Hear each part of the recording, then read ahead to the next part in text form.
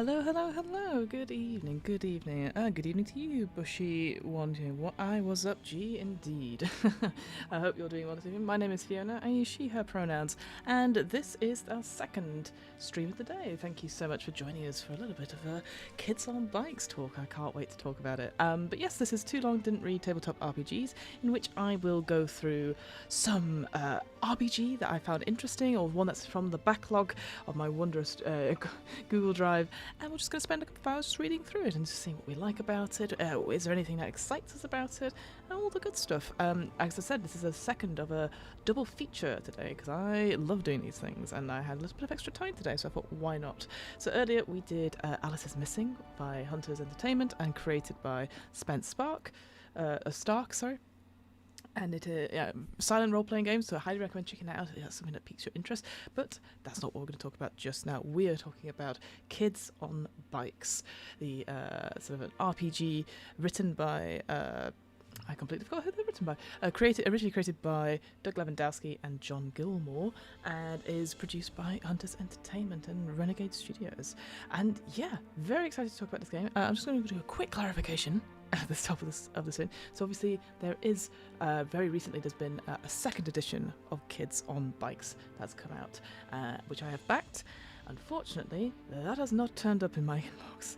I've had a look everywhere. Unfortunately, I do not have the second edition, so we're not going to look at that today. We're going to look at the first edition, which is totally fine as well. Like, if anything, from what I understand, there's only been a slight update in terms of the rules, and we'll also, look at the Kickstarter page for that second edition to see what else intrigues us after the fact.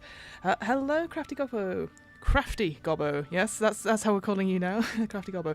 Hi, I just started whilst Alice is Missing, but I saw those notifications. Smiley face. Well, hey, you got me live now. So come and check us out. I'm so glad you're here, Crafty Gobbo. Do check out the Alice is Missing one when you get a chance, because I love that game, and you'll probably tell that I love that game a lot. But yeah, here is for Kids on Bikes, so it's kind of like a Hunters Entertainment double special today. So the reason I wanted to talk about Kids on Bikes is because it's very much the flavour of the month right now. It's a very great system. I can say Doug Lewandowski's been on my podcast a couple of times. He's super, super lovely, as is Jon Gilmour, and his system is brilliant. I really, really enjoy reading through the system from a long time ago, I will admit. And it's also in the zeitgeist. It was used for 2 shows on Dimension 20, that tiny little, indie actual play company, stream, for Misfits and Magic, which was a stream run by Brian Iyengar, who did almost like a Harry Potter themed, or at least a magical school theme. Let's not say it, because otherwise people turn up, right? But also for the most recent Dimension 20 show, which is Mentopolis, which is a hack of the Kids on Bikes system. Now, I assume they are using that Mentopolis one is using the second edition rather than the first. But as I said, I only have access to the first one because the second edition I couldn't find my copy of it anywhere. And of course, it's not out for order on any drive-through RPG website just now. And so, rather than cancel the stream and do all that, I thought we'd look at the first edition and see if it piques your interest, because there are Ashcan versions of this system, and also there's a free RPG one that you could check it out on Drive-Thru RPG and see if your system is for you. So I highly recommend checking that out as well. But yeah, it's quite nice to see different RPG streams getting actual play series, like in the full studio.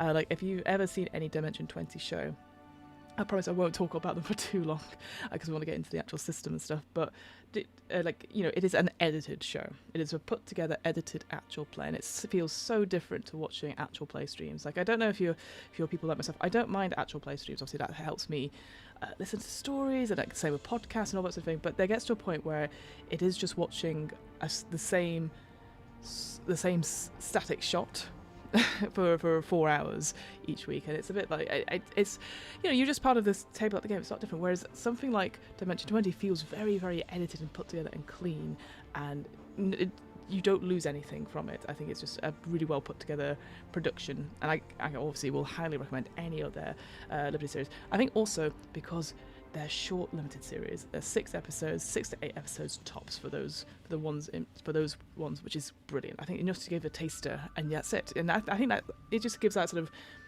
a way to show stories in a short phase rather than going on and on forever and then possibly dying out because, you know, players have lives and they get busy and all that sort of thing, so it's all good. Fiona overloaded, haha! Glass Cannon did it whilst during lockdown as well.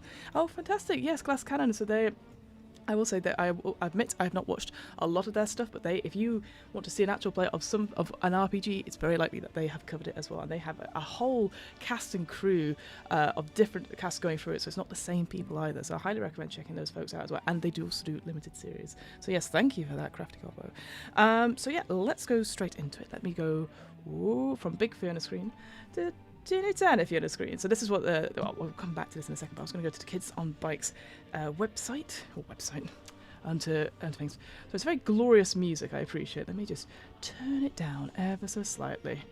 There we go. So yeah, Kids on Bikes, Strange Adventures in Small Towns. Choose your own destiny in this storytelling, rules-light tabletop role-playing game where adventure is a bike's ride away.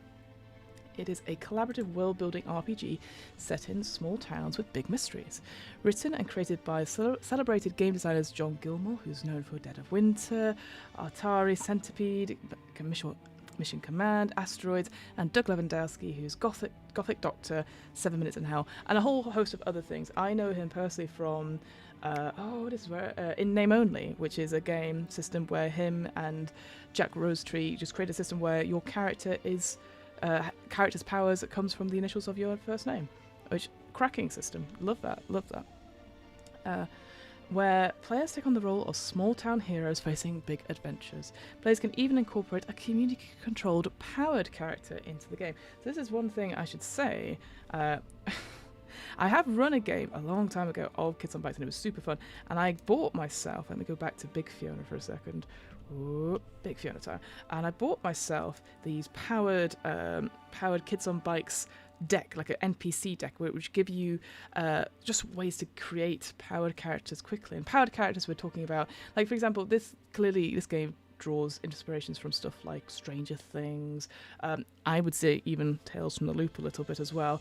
There's something strange is going on and the kids have to band together to sort something out. So, having powered characters, well, obviously 11 is the obvious example there, where it's a character who is either a resident or a visitor or somebody who has powers that are beyond the mundane, so to speak. So we've got some examples here, and I've got some motivations as well on there, so we can have a look at those as well. But I don't know how useful they'll be in the second edition, so we're all going to learn together. Anyway, enough of Big Fiona, back to Small Fiona in the corner. So obviously you can get the physical or you can get the PDF. I got it on Drive-Thru RPG, but also I would say there are some other things that might interest you. So if you're like, I don't necessarily want to play kids in a small town, the follow-up game was Teens in Space, where you venture off into the cosmos for adventure and profit.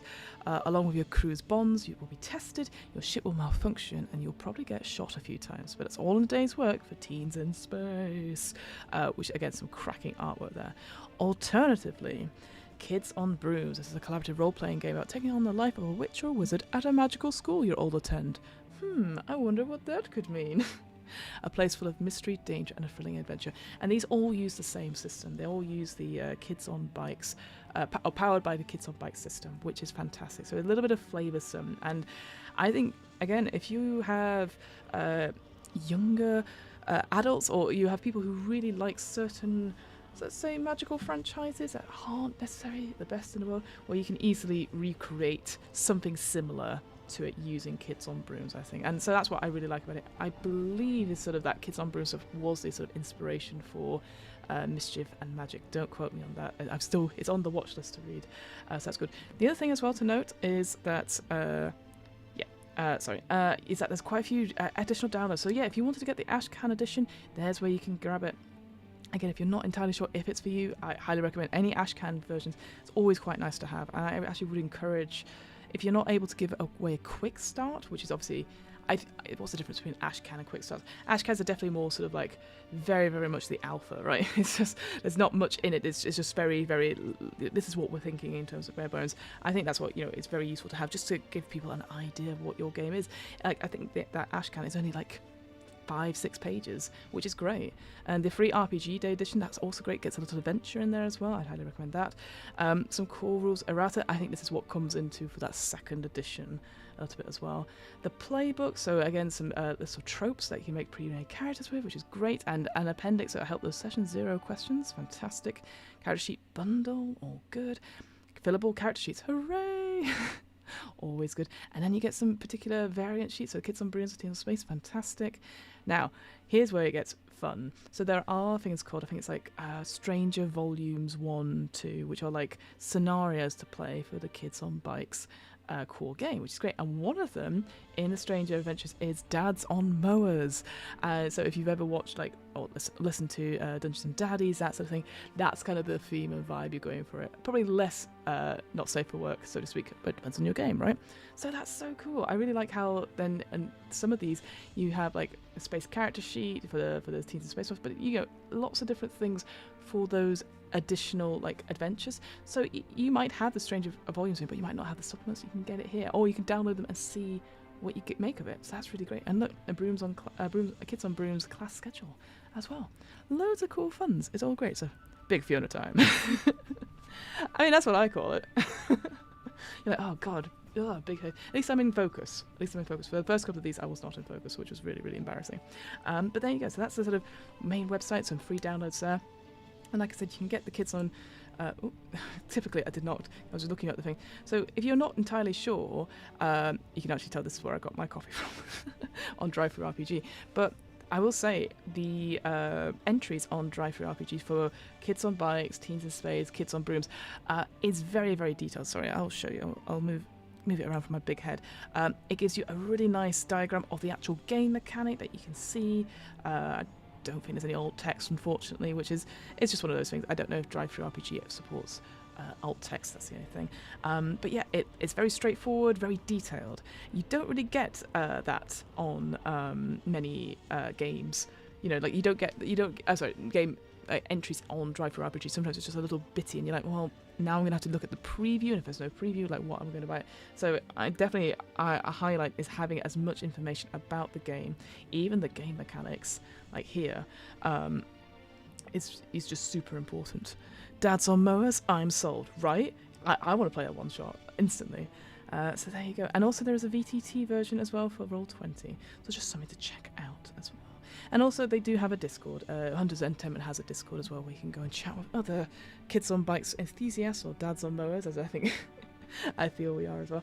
And then of course at the end we'll have a quick look at the Kids on Bikes 2nd edition Kickstarter page, because unfortunately I do not have the 2nd edition, but it'll tell us like what the main differences are. Because I will say that anything you get it was backwards compatible, I believe, according to this page. So that's pretty incredible as well. Having stuff that's backwards compatible, you don't have to get a load of new stuff.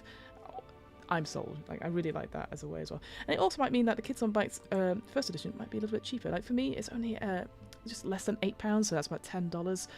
It's worth checking out. Like best adamantium. Oh, you can't even see it, but it says best adamantium seller over there in the corner. Right. With all that out of the way, I am going to move us on to, let me get rid of Chrome. Let's go on to Kids on Bikes. So yes, so the classic sort of orange cover. I assume actually this is obviously there's a 1st edition cover, edition, yeah, 1st edition. No, that's what I meant. The 2nd edition is that sort of purpley colour with sort of the silhouettes and stuff. I don't know. I mean, it's nice to have that as well, but it doesn't matter. I really like it though. I think it's very comic booky, isn't it? Really, really cool. Anyway, we're going to obviously enhance. I would say this, just so people know, it's about 80 pages, the core book, which is a nice size for a core book. You're getting all the mechanics in, examples of, I think there's a couple of scenarios in here as well. Obviously, we'll find out when we get to the contents page. But it's just, that's like really nice. It's like, I can read this in an afternoon or on a stream, rather than it's 400 pages.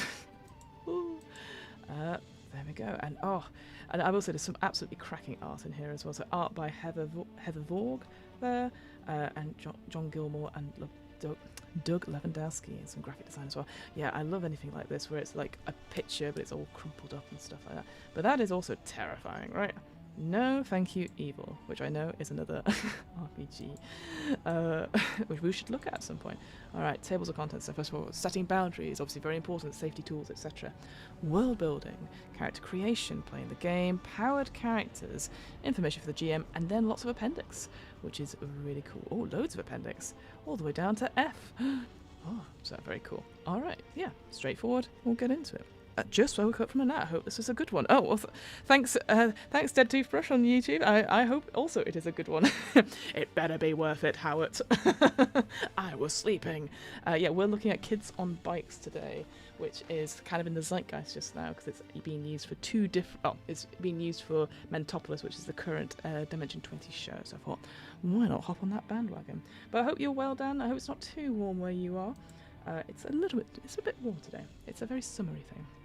So, let's dive right into it. The door to the old house creaks open. The rust on the hinges groan as you see the dusk floating like spores into the air inside. By the faint light of your cheap flashlights, you see the stairs to the upper floor, its railings gnarled and broken like crooked teeth. Their curve marks the stairs. Their curve makes the stairs seem almost like a hungry grin, and you wonder if their age will support you. Still, you must go in. The only question is who is first. In Kids on Bikes, you'll take on the roles of everyday people grappling with the strange, terrifying, and exceptionally powerful forces they cannot defeat, control, or even fully understand. The only way to face them is to work together, use your strengths, and know and know when you just have to run as fast as you can. Very good. Note, most of this book is written with the players in mind and directed towards them. GM, all this information will be pertinent to you too, and we've included more information for you at the back of the book, starting on page 47. What? Have I arrived at the start? Howard! You have. Well, I did do another stream before the stream. It's a double feature day, so so you kind of have. You arrived at the at Act 2. You've arrived after the interval, so or you've missed the warm up bands. However you wish to say. However you wish to put it like that. Some nice artwork. Look at that. I love that little. Oh, this is where those graphic designers out there. What's that technique called? Where it's like the little bubbles. Little dots even. There's a certain way of describing it, but it's very cool. Like in the shadows, you just see it all dotted together. I'm going to call it the dot brush because I can. Setting boundaries. Oh no, it's horribly hot, and I'm trying to edit, and I'm like, God, lend me your cool powers. Well, I don't have any cool powers because I'm not cool. I'm a slightly sweaty mess myself, but I hope things will get cooler there for you, Dan. And best of luck with the editing. Hopefully I'm not too distracting. So before we start to create our characters, you and the game master. So okay, for the game, this game is that you're just called the game master. Okay, I would like it as something. You know, I'm a big fan of like naming the facilitator of a game something really cool because why not? It's just quite cool to be that. But all right. Game Master should address the kinds of things the players want to see in the game and things that they don't want to see.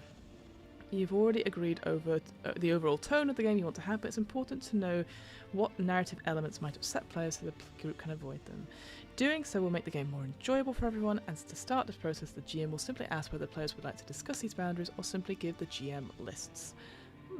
If the players agree to have a discussion, everyone will talk about what they're okay with and what they want to avoid. During this discussion, don't ask others to explain why they don't want certain elements in the game, and take requests at face value and respect them. However, do feel free to ask for clarification. Yeah, I'm a massive fan of that. If the players would rather give the GM lists, they each write down topics they would like to avoid, and the GM will compile that list anonymously.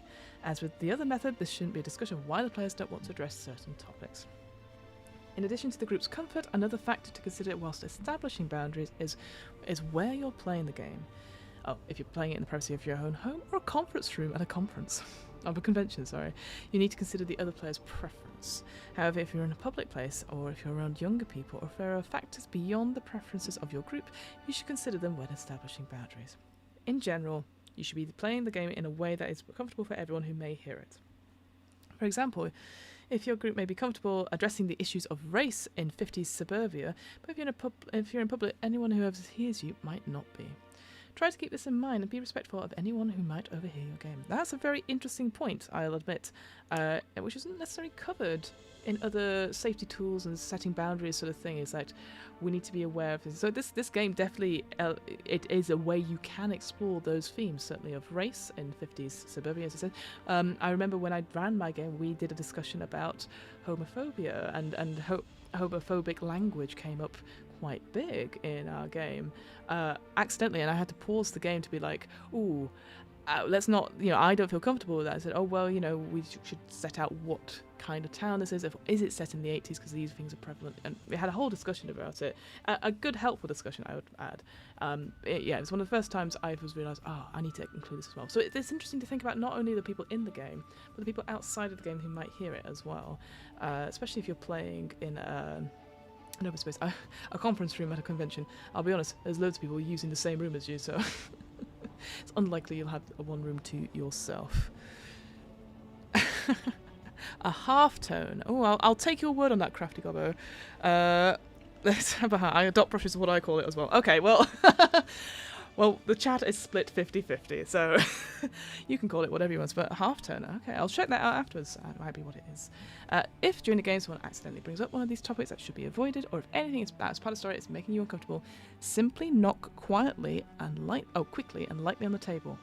Whoever is currently narrating should simply rewind and proceed down a different path. There is no need to discuss your request or go in a different direction. The group will just move on with the story from another direction. So I do believe this came out, I think, in 2018. So this is just before we had, obviously, the movement of having like the X card come in and all these sort of lines and veils and stuff like that. And what I do know, one of the discussion points about the second edition is that there are apparently, and obviously this is me not seen the second edition at all, there are 17 pages dedicated to safety tools and boundaries, etc., and what to do in certain situations. I mean, like, I think it's quite, I'm like, yep, that's quite, if you're somebody who's see, I am somebody who definitely is a big encourager of X cards and stuff like that, but mostly because my games are I was going to say horrible, it's because they are horror centric, right, and they touch on themes that are horrific in places, so naturally that is the case. But here it's interesting that it's not, so I assume if I go on to the next page it's going to, that's all it talks about in terms of safety stuff. So it's interesting because I think it's nice to name the tools you're using, and I think the knock thing, I think that works. I think one thing I would also say as well, because there's been lots of discussion about safety tools recently, and people say I don't want to use them, or this, that, but I've seen some really horrific things on Twitter actually, where one person goes, there's one person. I'm laughing about it because it's just so ridiculous, but there was one person who was saying, like, if someone tries to do safety tools or lines of veils at the thing, I'll be like, yeah, sure, but are you, and I'm obviously saying it word for word here, it's not my thing, but it says, are you a pussy? And I'll hand them a tampon, because pussies need tampons at the table. Are they a woman? And I'll just a bit like that going, oh cool, I do not want to play at your table, my friend. Just because I want to feel safe and secure, and just like be like, oh, I don't want to touch those topics, and I get given a tampon, like, But also, I mean, I'd be like, oh, a free tampon, hooray! I might need that because they cost a lot of money. So I think it's trying to balance it across. I think my go-to tips, obviously, they are so important. Absolutely, you need to have that discussion with players. My advice is that you have it before you even get to the table. Just be like, do it in a group message, or do it as a quick call about, hey, we're going to take half an hour, maximum half an hour, to just go over some tools. I'm going to talk a lot. Here are the free tools we're using. Outline them a little bit. Give a link if you want people to look at them afterwards. And then here is a form I want you to fill out in terms of lines and veils. It should take you no more than 5 minutes. And the lines and veils, what you don't want to see in the game, that's a complete line. A veil is something that will draw over, it's not going to be a focus of the game. And then something that I always add in is foundries, so something that you would like to see in the game, something that makes it exciting. And it could just be like, have a good time, demo the game mechanics. That's always one of mine, because I always enjoy seeing that when it happens, it creates good stories. But also, like, it could be something like, I like singing, and so any chance there is my character to sing, I would like that to happen. So it's a way that all the players could be like, oh, that's really cool, we can help you get towards that. It's not forced in any way, it's just a way that we can all work together for some positive things and what we want to see out of it. And that's great. But here's my caveat: it should take no longer. The maximum. It's 30 minutes. If it needs to be deeper discussion, I'll be like, we're going to pause there. We'll come back to it and discuss it properly. Because I was in a session 0 very recently, and I won't say what it is because again, this it's unfair on the person doing it. But it took 2 hours, and I was so done by the end of it because it was obviously it's very important stuff, but like I got really disengaged as a result of it, and I know it was so important. I wanted to be there and be present.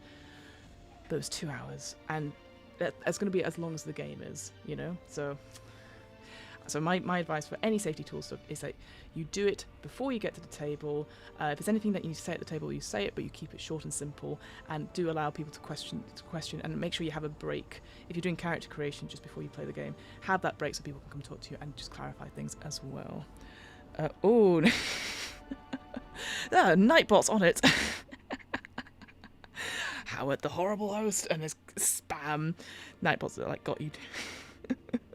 That person sounds pretty awesome. Also in this economy, haha. Yeah, exactly, Dead Toothbrush. Because especially when I was doing it technically, I was doing the session 0 in my workday, and I was like, ooh, I thought this was going to be tops 45 minutes an hour. My work's going to notice I'm not present. So, but again, that's how they did their session 0. I'm just not gonna, it's just how they did it. For me, I just keep it nice and short. So I want people to be excited and happy and want to go into the game. Because as we've talked about before, safety tools, sometimes they really drain the energy out of the room because you're like, oh, I don't want to upset people. What if I say there's one thing wrong? Especially if you're playing with people you don't know very well as well. Because you don't know their circumstances. You don't know what they're going through. And so when they say, I don't want to talk about this topic, you're like, but so sometimes it's just because we're human. We make errors all the time. Let's move on then. Sorry, I always talk about safety tools. I'm always like, oh, here's my bit about it. Anyway, world building. Kids on Bikes should probably be set in a small town at any point in history before everyone had a video camera in their pocket at all times. It should probably be a place remote enough that the rest of the world just doesn't care about it, but close enough that black helicopters can be there within hours. Everyone in town probably knows everyone else, for better or for worse. People look out for each other, but rumours also travel fast. Ultimately, though, this is all up to you. So interestingly, compared to, say, the Alice is Missing RPG, which we looked at earlier, this one just says a small town at any point in history, and it sounds like anywhere in the world as well. So it's not US-centric. Obviously, this certainly is inspired by small town USA. That sort of that's where those stories sort of come from. Like I said, there's Stranger Things aspects to it, but it could easily be like we have it with Tales from the Loop, a very small isolated villages in Sweden. We could have it here in the UK, somewhere on the Cornish coast, perhaps. So I think that's important. Is that it doesn't have to be suburban USA. It could be anywhere, and that's really key. Because I think I was talking about this before. Like sometimes people go, "Oh, I don't really know anything about Northern California. I don't know what the terminology is like or what it's like to live there, etc." And people can get put off because they want to be accurate about it. And I'm just like, put it anywhere you want. It doesn't matter because you don't have. And especially the interesting thing with when you said it in US, certainly UK people, when you said it anything UK centric, UK people always go, oh, do I have to do an accent? Oh no. Whereas if you say to any US players, oh, we're going to set it in the UK, they go, all right, I can't wait to do it. That's not even a US accent. And they're like, great, I can do a British accent. There you go. I can't even do accents, and there you go. I'm just having a go at it. We recommend letting the players work together to craft the town, possibly in a short session prior to playing, or even during the same session if players are okay with the GM thinking on their feet. Yeah, excellent. Any prep like that is going to be good. For groups who aren't comfortable creating their worlds together, or for groups who want to dive straight into gameplay, the GM can also create a setting for the group instead, answering the prep questions below ahead of time and then sharing the answers with the group to start the game. Fantastic. If you choose to collaboratively build the game, build the game, players should agree on the tone they want the game to take, whether that's serious, goofy, or somewhere in the middle. This decision will help guide the decisions you make when creating the town. As with the rest of the game, there are no wrong answers here. Whatever you want the game to be. Oh, it's whatever you want the game to be. Secondly, we should discuss the the era in which you want the adventure to take place in. Is it early 80s, mid 60s, present day? That's the one thing we know about Stranger Things, is that you can easily set things further back than the 80s. There's again, I don't know if people are up to date on Stranger Things. Again, no spoilers per se, but next year in London there is going to be a Stranger Things play based on the events that sort of happened in the last season, and I am intrigued to say the least, because it's definitely going to be horrible and it's definitely going to have cool effects, which I am super excited about. I love it when you have cool stage effects. Speaking of the play that must not be named, in 2 parts that you can go see in London just now, which uses a wizarding person, the special effects in that are incredible, absolutely incredible. Just a shame the story is rubbish and the person who writes it is a transphobe, and I've said it, there you go. If you choose to build a world together, answer the following questions to create the location, adapting a number of questions as asked, indicating below, so that each player is answering the same number of questions about the town. So we've got 8 questions to ask. So of our adventure takes place in what's the name of the town and what's the name of the state or the county, perhaps. The industry our location is best known for. I would actually have some examples as well, because sometimes it's quite hard to think off the top of your head, but like logging, quilting, cotton, all that sort of malarkey. Corn is always a big one, isn't it? Wheat and corn. Our town is famous for, an example of a fact, our town is infamous for. Economically, our town is, and there's some examples there, prospering, floundering, stagnant, etc. A notable organisation is, and then duplicate this in a 5-player game. Oh, that's quite cool, so that you can have that a few more times. A notable landmark is, and then duplicate this in a 3-player game or a 5-player game. And then our sports team is called. Of course, the US are obsessed with their sports teams. That's unbelievable. But there's some nice questions there. Again, I think I'd have a few more answers, or example answers, just to help people along. Sometimes, again, it's that overwhelming of choice, especially if you're just new to a game. What was the other thing I was going to say? One tip I would definitely give the players: keep whatever the fact is, so infamous for, keep it to 1 or 2 sentences and keep it short. Because let me tell you, I've worked with improvisers and they love creating stuff. They're like off in their own little worlds. They'll create a whole world if they have to, if you let them talk long enough. But it is a nightmare trying to be like, okay, how do other people contribute to this? Because it's like, oh, you brought the whole idea to the table. So if you were saying like, oh, our town is infamous for, say if I took London for example, it's infamous for the, this is where my brain's going, the serial killer Jack the Ripper who killed all these women, and then he was never caught, but they think it's this person and this, but you start developing that whole story. There's no way for players to help tweak or interact with that particular fact. So my tip here would be, like, if you're giving a fact, keep it to 1 or 2 sentences, keep it short, and keep it on one idea. After constructing the town, so that we had those 8 questions there, which I quite, and I quite like. It's always these 8 questions, and then you can duplicate them in a 3 or 5 player game, so that gives us enough questions to go around. So that's quite cool. After constructing the town, each player shares 1 rumor about the town. Rumors. Especially in a small town, rumours drive a lot of what's going on. The GM writes these rumours down, keeping them in mind so that they can influence the upcoming game. Oh, that's very cool. There may also be sources for the rumour that the players can't even imagine. Also, not all rumours have any truth to them. Finally, keep in mind that as long as you're within the bounds of what the group has agreed to in the game, there are no wrong answers. Absolutely. And again, I would say keep the rumours to 1 or 2 sentences. It could also be, it doesn't have to be about something tangible, like, oh, the town square has, they could say they're going to pave over the town square, the town green, to bring, like, whatever in. It doesn't have to be something like that. It could literally be, like, something about the weather. It could be something like a folklore thing, anything like that. It doesn't have to be tangible. It just has to be related to the town itself in some way. It could be about a single person, maybe like something like an object of the museum. I don't know. Here's an example. I'm not going to read through the example. I'm sure it's very, very good. Our suggestions. We suggest that the game takes place in a town where the children can ride their bicycles, from one side of the town to the other relatively quickly, probably in under an hour. Also, not London then, everyone. So the town is no more than 10 miles across. A town of this size allows non-player characters, or NPCs, to spread information and rumours more quickly, and for NPCs who are more important to the characters to hear about these rumours just as quickly. And more frighteningly, it prevents characters from having a lot of places to hide. It's also important that there will be parts of the town that will be empty, especially at night. In a place like New York City, nothing could happen without at least a few people seeing it. Oh, so there's definitely one old derelict house or farm. Don't go there, children. There's bad things happening.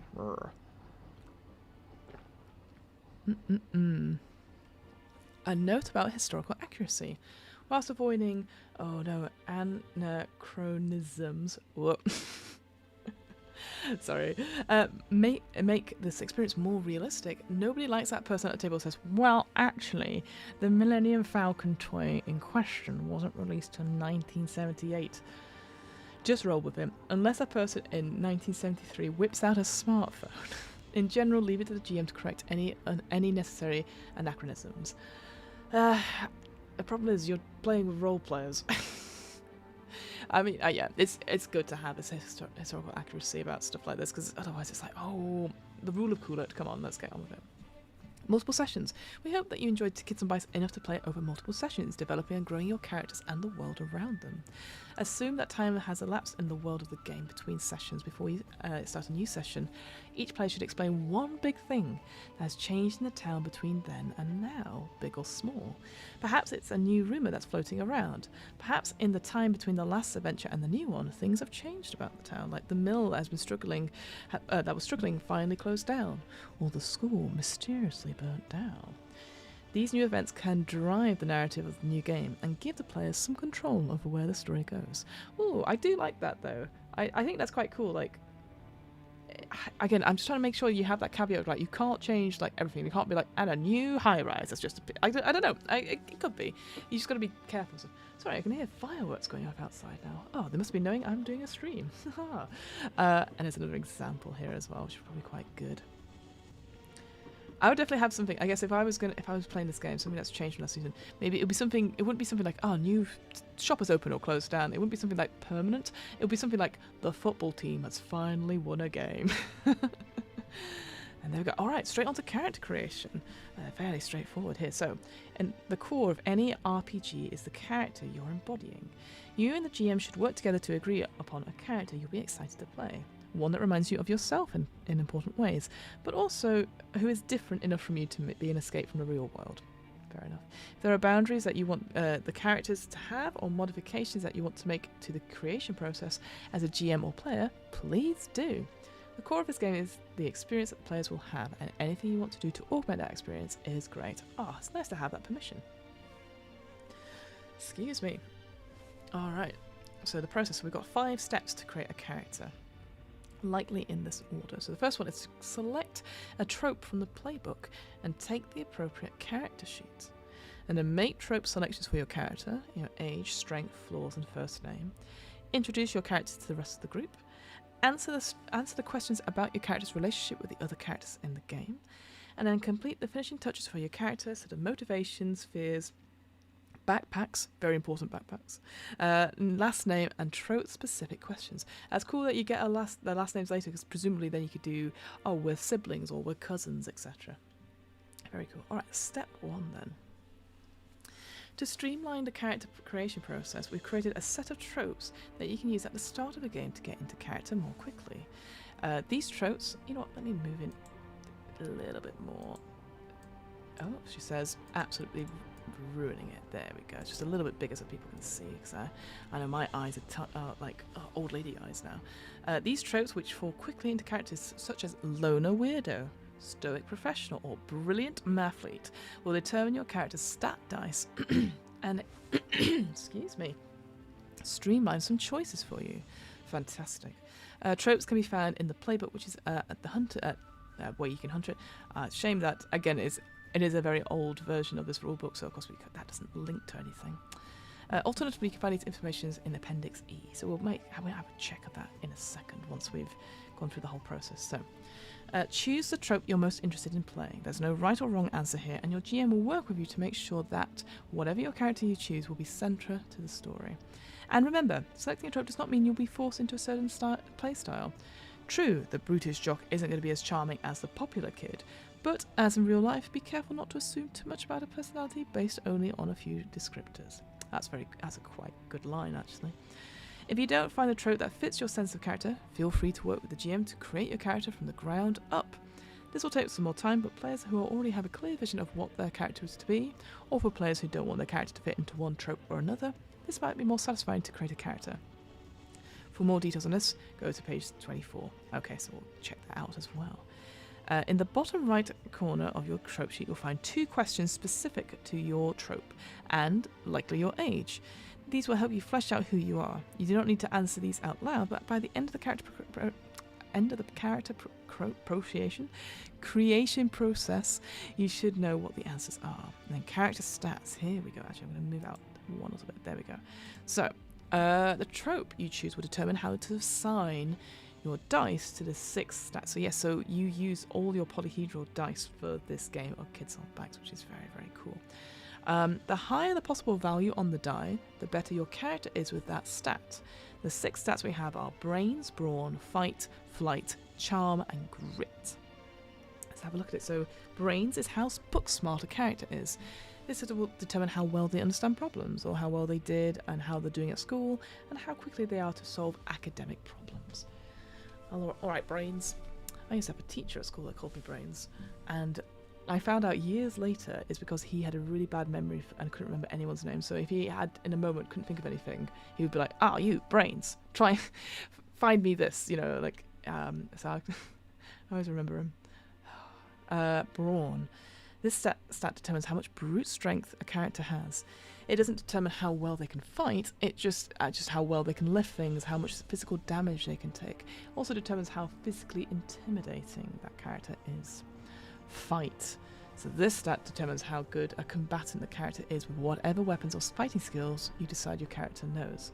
Whilst a character with a high fight stat won't be able to pick up a gun and use it effectively if they've never fired one before, this stat will make them good with weapons that they do have experience with. Also, they'll be able to learn how to use new weapons and fighting skills more easily if given the proper training. Flight. This stat determines how fast a character is, as well as how skilled they are at evading their problems, both literally and figuratively. Characters with a high flight stat will be fast enough and tough enough to trap. Will be fast and tough to trap both physically and verbally. And we have the 5th one is charm. This stat determines how socially adept a character is and how good they are at reading the emotions of another person or a group of people.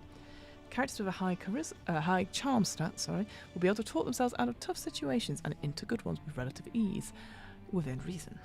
And finally, grit. This stat determines how hard it is to break your character emotionally or physically.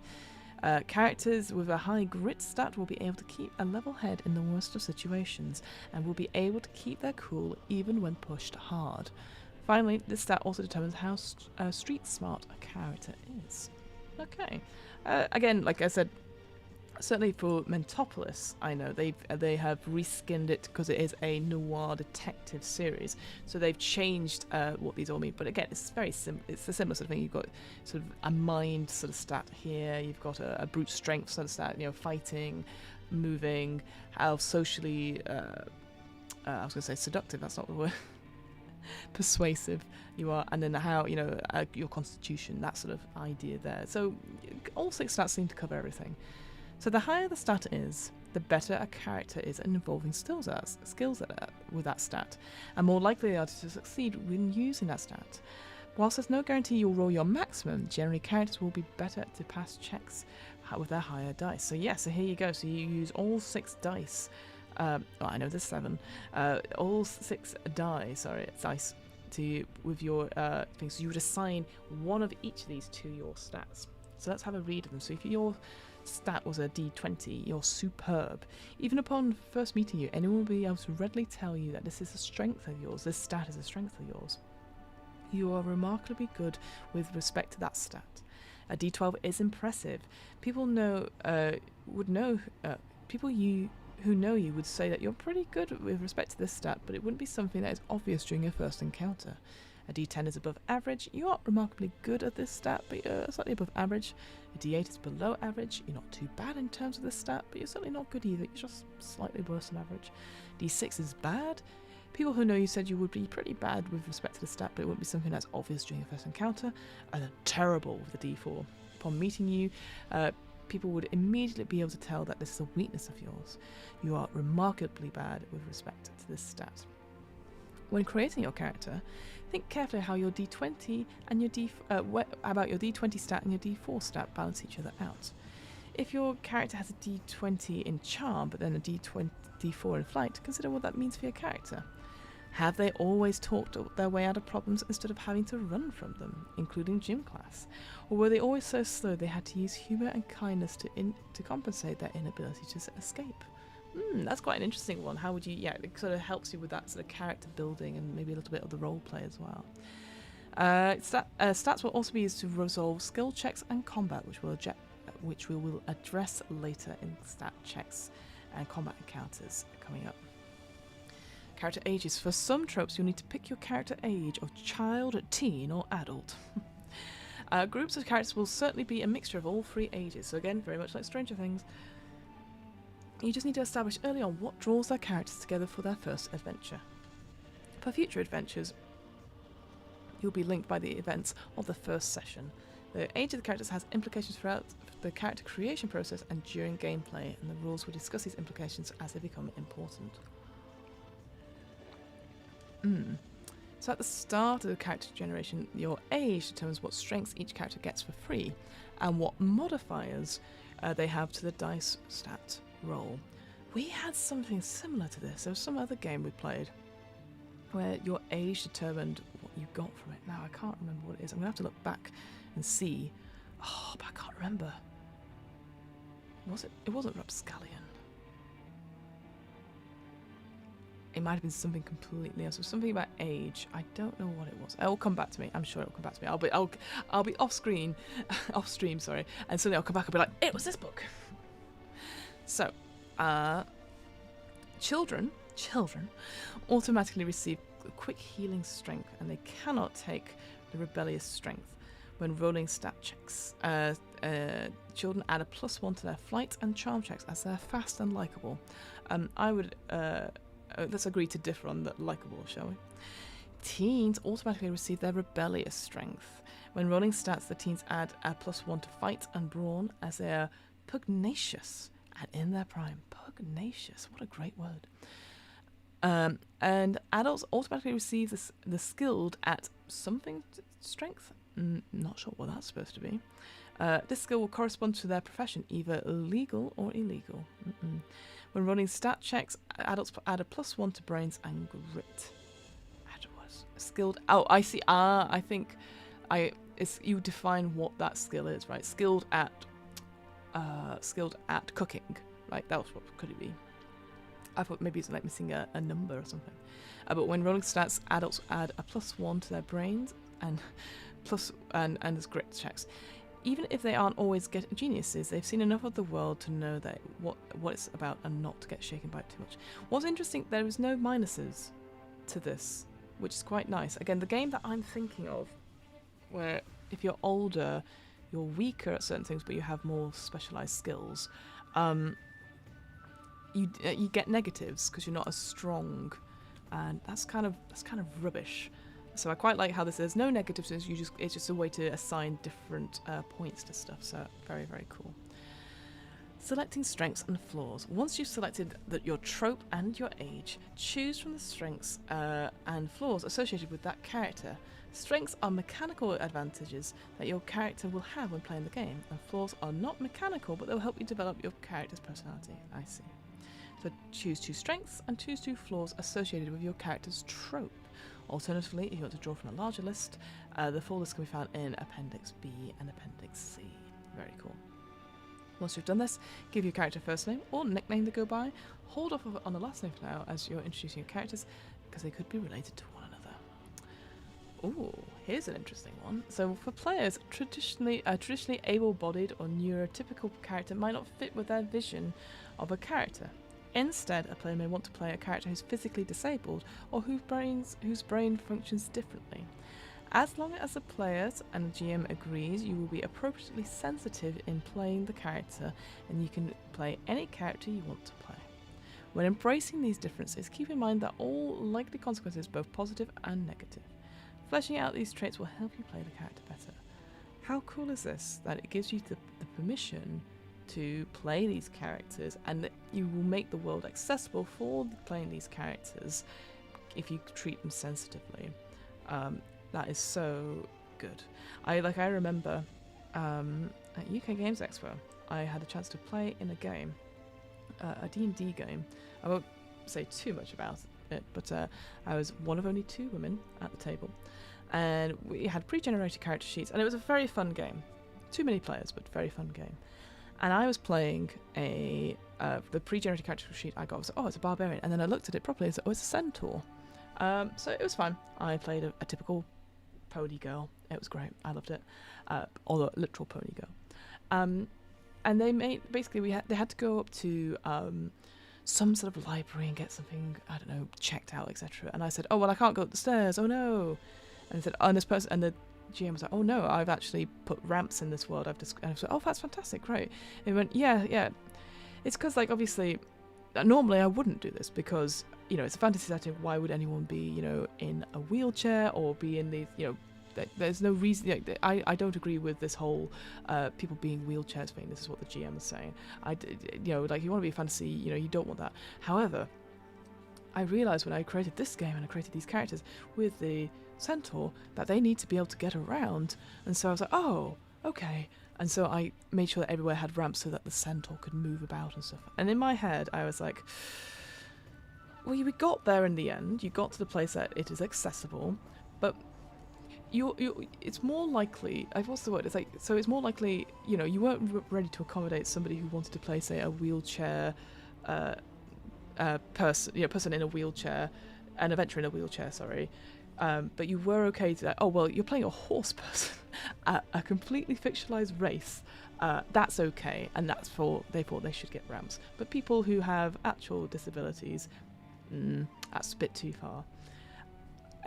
Anyway, I fully support people playing whatever they like, and as long as they say it and say it clearly to the GMs that I'm playing this kind of character, and the GM can go, fantastic, what accommodations do I need to make sure that your character can be a part of this story fully? I think that's super, super important. And there's an example there. Fantastic. Really good. Yeah. What if you're playing a deaf character? Or somebody on crutches. Yeah, fantastic. Remember that the limitations that accompany these differences should consistently develop the role-playing experience. Some differences may present situations that require more complex problem solving or may lead to easier solutions. Remember, the GM and players should both carefully consider whether or not a player is ready to embrace this role-playing respectively before agreeing. And you should make sure that everyone at the table is comfortable with the direction of the character. Very good. Also remember that things that would make a character disabled or neuroatypical are almost always on a spectrum and not a binary. 100% agree. To the casual observer, a character with autism, for example, may be indistinguishable from other members of the party, or that a character may be non-verbal. If the character is hearing impaired, they might be able to hear normally with hearing aids, or they may be completely deaf. It's up to you where you put your character along any spectrum. What would be cool here, by the way, is like games like Inspire Isles by Hatching Games. Obviously, that teaches you how to do BSL and ASL, so British Sign Language and American Sign Language. That'd be cool if you could encourage people like, okay, there is somebody who is deaf but uses hearing aids, learning sign language as part of the role play. Fantastic. I think that'd be absolutely incredible. 2 words of caution about these changes. First, make sure you're playing them in order to develop the character and the story, and not for jokes and novelty. Absolutely. Second, the GM. Sorry, I don't know why I said big GM. It's because I'm thinking of Big Fiona. The GM should take care not to consistently exclude characters from events based on any agreed changes. Yeah, that is definitely something for the GM to take care of. Everyone should be taking care of it, but certainly they are. The book stops with them. As stated before, playing a character with limitations provides you with an opportunity to problem solve or think about a situation that you might not have considered.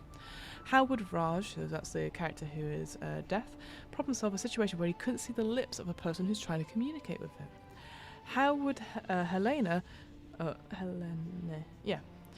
problem solve if the only way is the situation is to run? So that's the character in the example that has crutches. As in real life, different abilities provide an opportunity for what could be considered non-traditional problem solving. There may be a few moments when a character who is confined to a wheelchair might not be able to stay with the group. However, since the GM agreed to a player's modification to their character, they should take care not to make these moments frequent. And the GM should encourage players to feel good about the choices they made for their characters, especially if they made those choices to deepen the roleplay aspect. I think that's a really sensitive way of putting it as well. It's again, it comes down to that session 0. It's like, okay, you want to play these characters? Fantastic.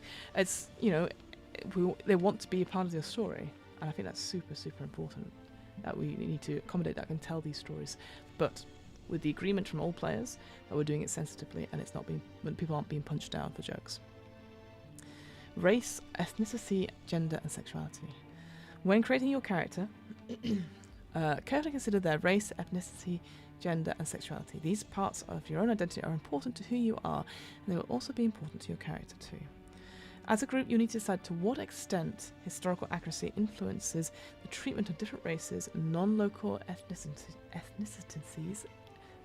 ethnicities, and LGBTQIA people within your game. However, keep in mind that historical accuracy is not an excuse to be horrible.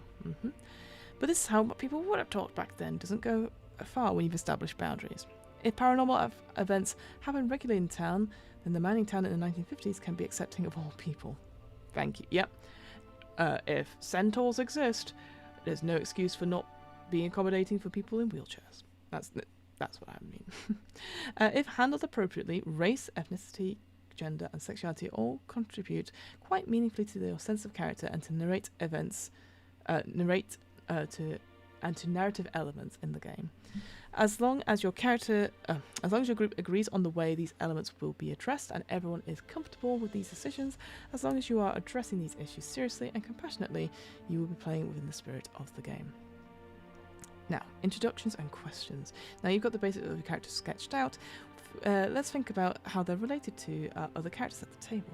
We encourage that you make these decisions based on what the players tell you about their characters.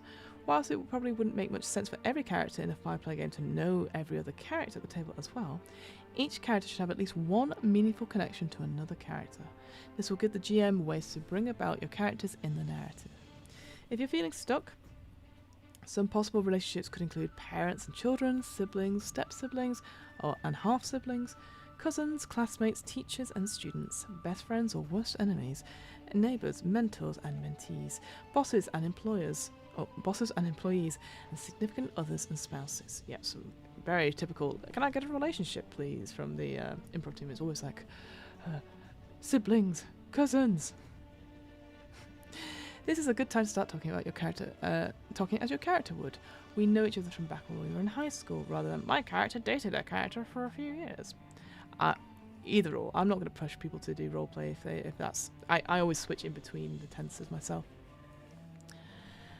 Having broadly established how you know or don't know each other, each player will answer questions about the other characters.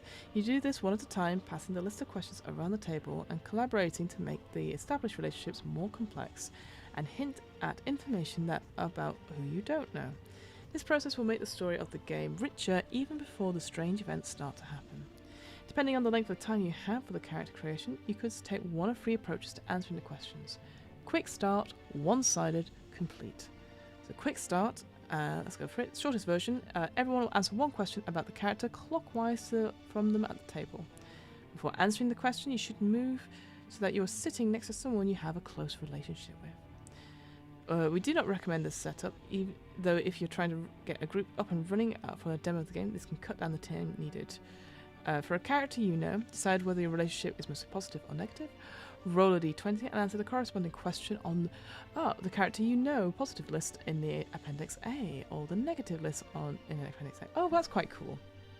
If the question doesn't fit the relationship, you have in mind, or the role has already been answered, you may answer one above or below it. Oh, that's quite cool. So you already have a list of questions that you can ask. Oh, very good. For a character you don't know, roll a d20 and go for the don't know list as well. Cool, so there's 3 lists. So there's like the person you know, positive, person you know, negative, and the person you don't know. So there's those 3 questions in mind. And then cross out those questions once you've answered it. Once each player has answered a question about the person to the left, that part of the setup is complete. Fantastic.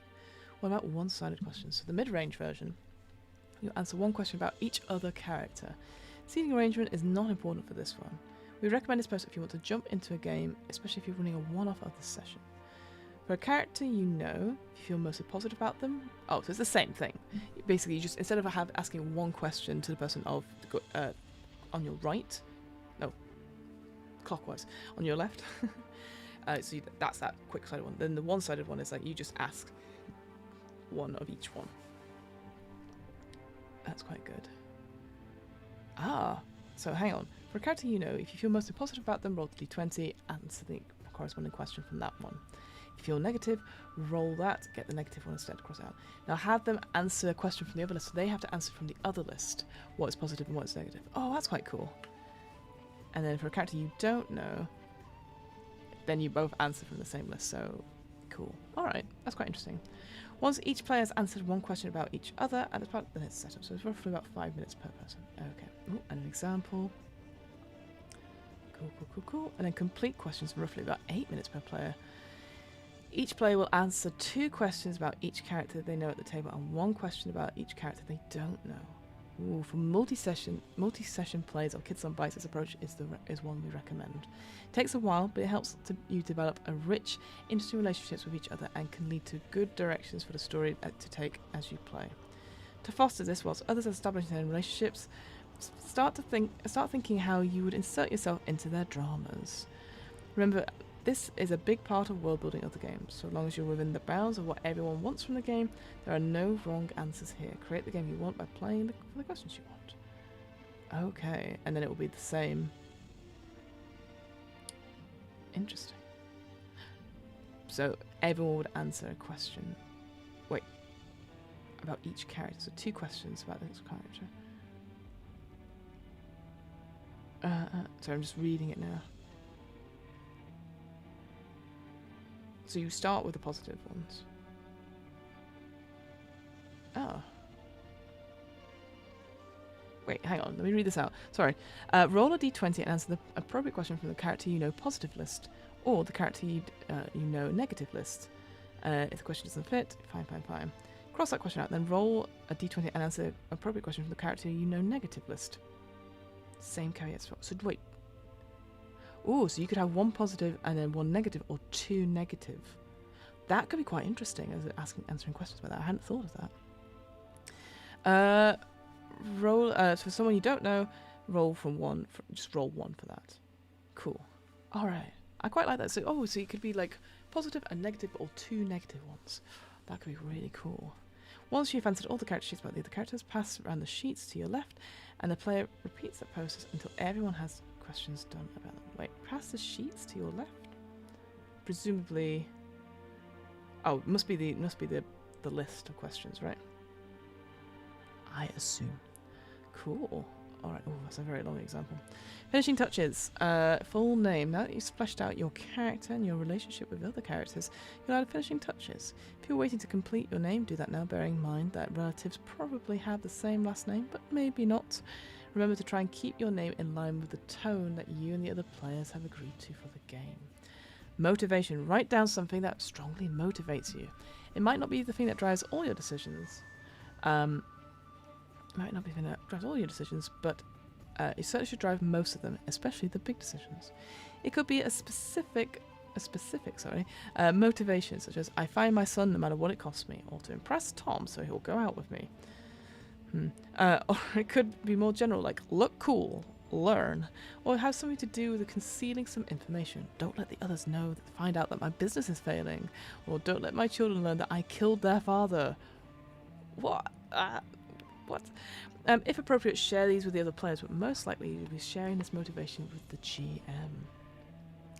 Typically, children will be motivated by their curiosity. Teens will be motivated by social factors like fitting in or finding and maintaining a romantic relationship. Oh, it's not worth it, kids, honest. Adults will be motivated by holding on to or protecting what they have, whether that's a business or a family. And all ages can be motivated by something or someone they've lost. Then we go on to fears. Fears are think of something that scares you. There will be some mechanical implications for this fear that will be addressed in planned actions and snap decisions in about a couple of pages' time. In terms of role-playing the fears, you will of course want to avoid the fears, and when you're faced with them, you will behave more erratically. Ultimately, what you fear in the game is up to you. Children usually fear things that, rationally, they should not fear, and don't fear things they ought to. They're more likely to walk up to a stranger covered in blood to make sure they're okay than to open up their closets in the middle of the night. Generally, children fear the unknown and what they cannot see. Children are also generally not ashamed of their fears. They'll gladly declare them to friends and strangers alike. Teens are all over the place. I mean, I'm still all over the place myself. Some teens are still scared about the things that scared them as children, but they tend to be very tight-lipped about these fears. No teen wants to admit that they're still scared of the dark. Often, though, teens are more scared of social isolation, losing friends, or embarrassing themselves. I mean, I'm still stuck in the teenage phase myself. Sometimes, more mature teens, or ones whose lives have been rough, will have fears more like an adult's. Few adults will have fears that children have, and most of them aren't worried about these kinds of social things that concern teens. Rather, they're typically afraid of things being taken from them, whether that's their families, their homes, or their livelihoods. Some adults also fear realistic things going wrong, and there's nothing saying that an adult cannot be afraid of something that most adults aren't. Backpack. Backpack, backpack. Backpack. The final finishing touch is indicating what you have in your backpack, both literally and figuratively. What items are you never without? For children or teens, this might be literally in their backpack. For adults, this might be in the trunk of their car. Ultimately, they're wherever you would make most sense for you. Figuratively speaking, the backpack is also a good place to list advantages that you have over other people. Whilst this doesn't consider all the ways in which you are privileged, it would be a good place to think about the more intangible resources you have at your disposal. For example, a Razor's backpack might indicate that her parents are exceptionally supportive and do everything they can to give her the resources to succeed at school. Adwal's backpack, on the other hand, might indicate he has a bad relationship with his parents, has given him a strong sense of self-reliance and the ability to do it for himself. The intangible resources in your backpack won't have a mechanical impact on the game, but they should give you places to turn to if you need help if you need help in getting out of a problem, or creating tension if that resource is suddenly not available. Then we have trope-specific questions. Each trope sheet in the playbook has 2 questions about your character that should be answered at some point during the character creation process. If you haven't answered them yet, answer them now! The answers to these questions do not need to be shared with the other players at the table, but they can do if you'd like them to. Certainly, though, your responses should be shared with the GM. Now, you're ready to start your adventure on Kids on Bikes! Roll credits. Some players may wish to create their character entirely from scratch. Okay, so this is what we're doing here. Doing so takes a little longer, but it allows truly unique characters that don't fit into any specific mould. If it's the route that you're interested in, we encourage you that you take it. Using the blank character sheet in the playbook at the back and page 75, begin by assigning the dice that you'll use in stats. So the best way to do so is you assign your D20 stat and then your D4 stat, and think about how those stats complement each other, and then assign the dice to the other stats. Then select your age, child, teen, or adult. Remember to give yourself the appropriate bonuses based on your age. Then select your other 2 strengths, referring to a list of list B. If you select 2 that will fit with your vision, and then select your flaws. That's in Appendix C. And then finally give your character first name, and then it's the same as all. It's very straightforward to make your own character from scratch. All that is really, it's that sort of assigning the dice. So that's quite straightforward in terms of character creation. Changes to your character across multiple sessions. Let's not look into this too much. I mean, I'm sure it's fine. You can do so. That's bugging me though about what child, teen, and adult. You can play them, and the older you get, less strength you've got. I can't remember what that's in. That's gonna really irritate me. I'll like I said, I'll come back in another stream going, I know what it was. Okay. What time are we on? Oh, 9 o'clock. Okay. Playing the game. The game will take the form of a story that you, the other players, and the GM will tell together. The GM will help guide the action of the story and will make the big picture stuff happen. But you have a lot of control over what you do and how you face situations the GM throws your way. Even if you have control over which parts, you'll even have control over which parts you'll skip over. If your characters are going to have a pretty run-of-the-mill day at school, you don't need to tell the story of all 9 periods. Think of the game as the most important scenes that will carry the narrative forward. Focus on the parts that promote action, excitement, and intrigue. Stat checks. Here we go, the main mechanic coming up here. So whilst you're playing, anytime you do something that runs the risk of failure, the GM will set a numerical difficulty for the action. You will then roll the appropriate stat die, and check the value of that die against the difficulty. If you roll the maximum value of the die, and that isn't enough to succeed the check, your die will explode, meaning that you get to re-roll the die and add the maximum value that you rolled the first time to the new roll.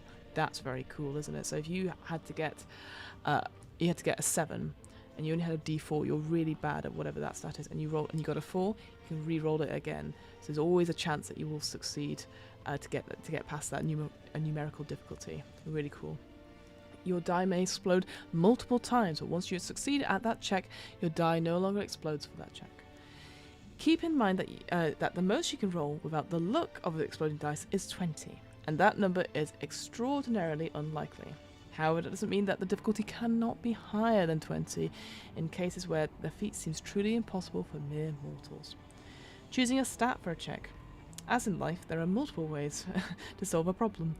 If a character is being confronted by bullies, it may seem that they have to start swinging and hope it goes well for them, which would be a fight check, or turn heel and run, hoping that they are faster than the bullies, which would be a flight.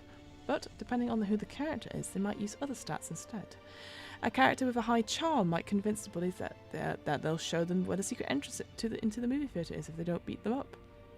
A character with a high grit might tell them that she's taken worse beatings before breakfast and make it seem not worth their time.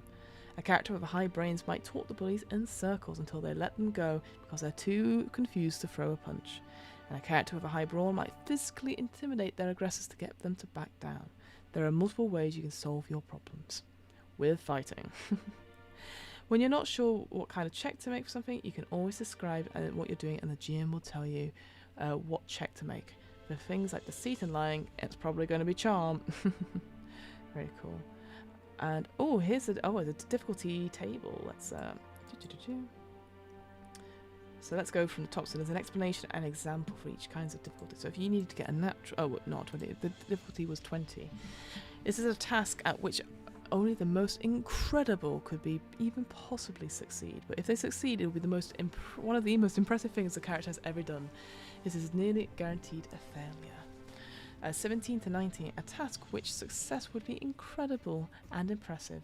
This too is nearly a guaranteed failure. 13 to 16, a task which success is extraordinary but decidedly possible for characters who are skilled at it.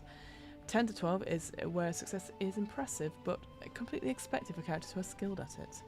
7 to 9 is a task where success is certain for the characters who are very skilled at it but not for those who aren't. 3 to 6, success likely for all characters except those who aren't skilled or have a very low stat in that. And a 1 and a 2, a task where success is guaranteed except in the most extreme cases.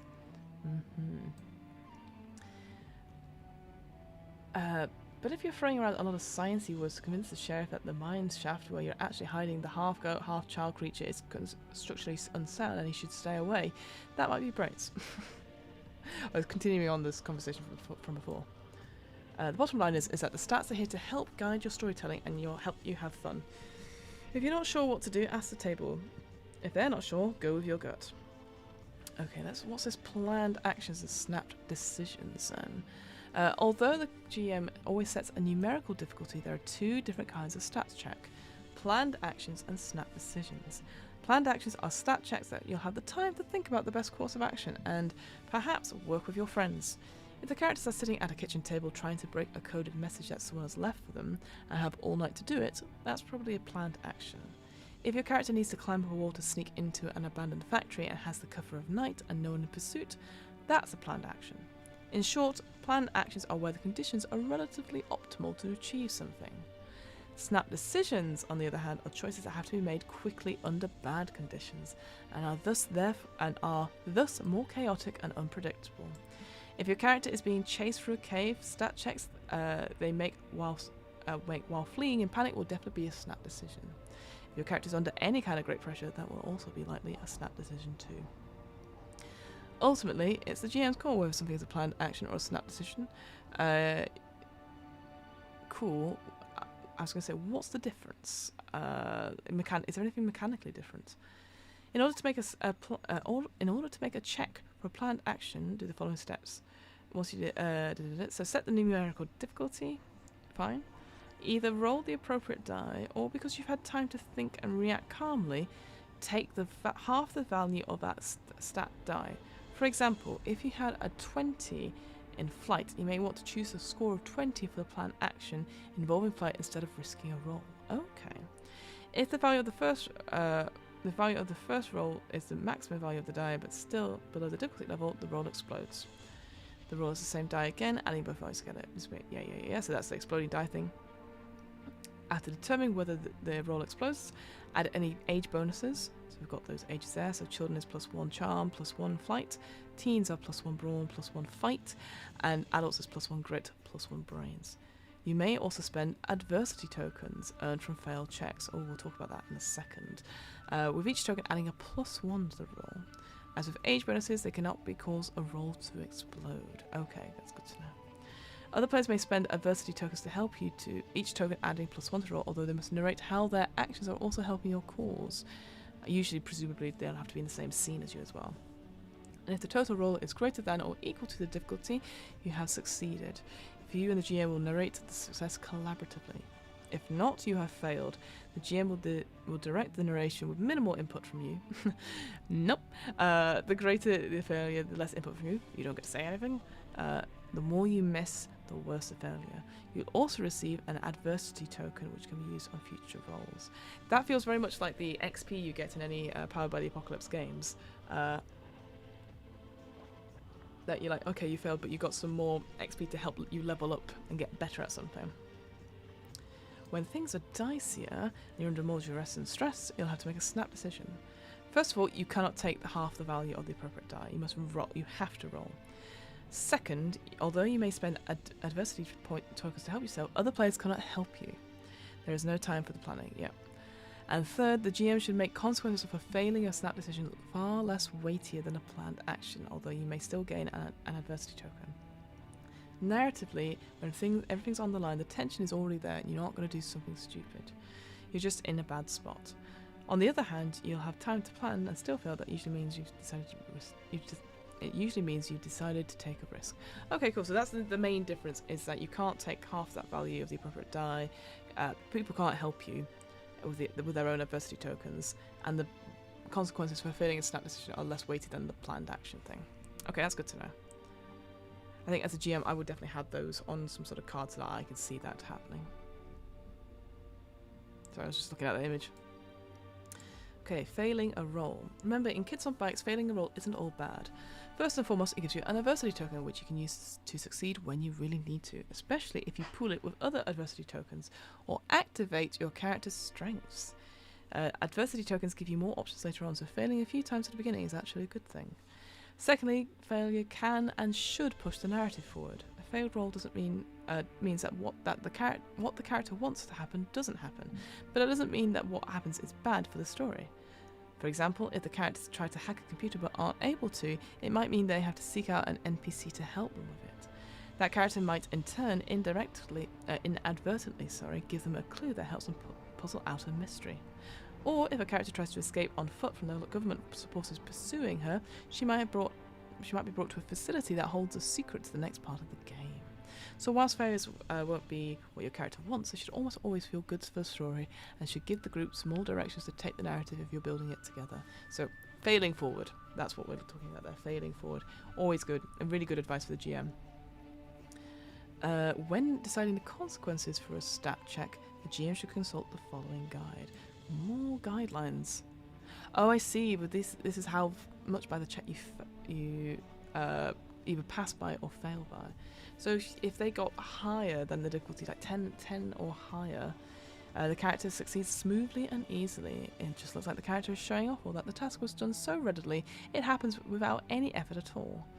There should be some unexpected positive results from a success of this degree.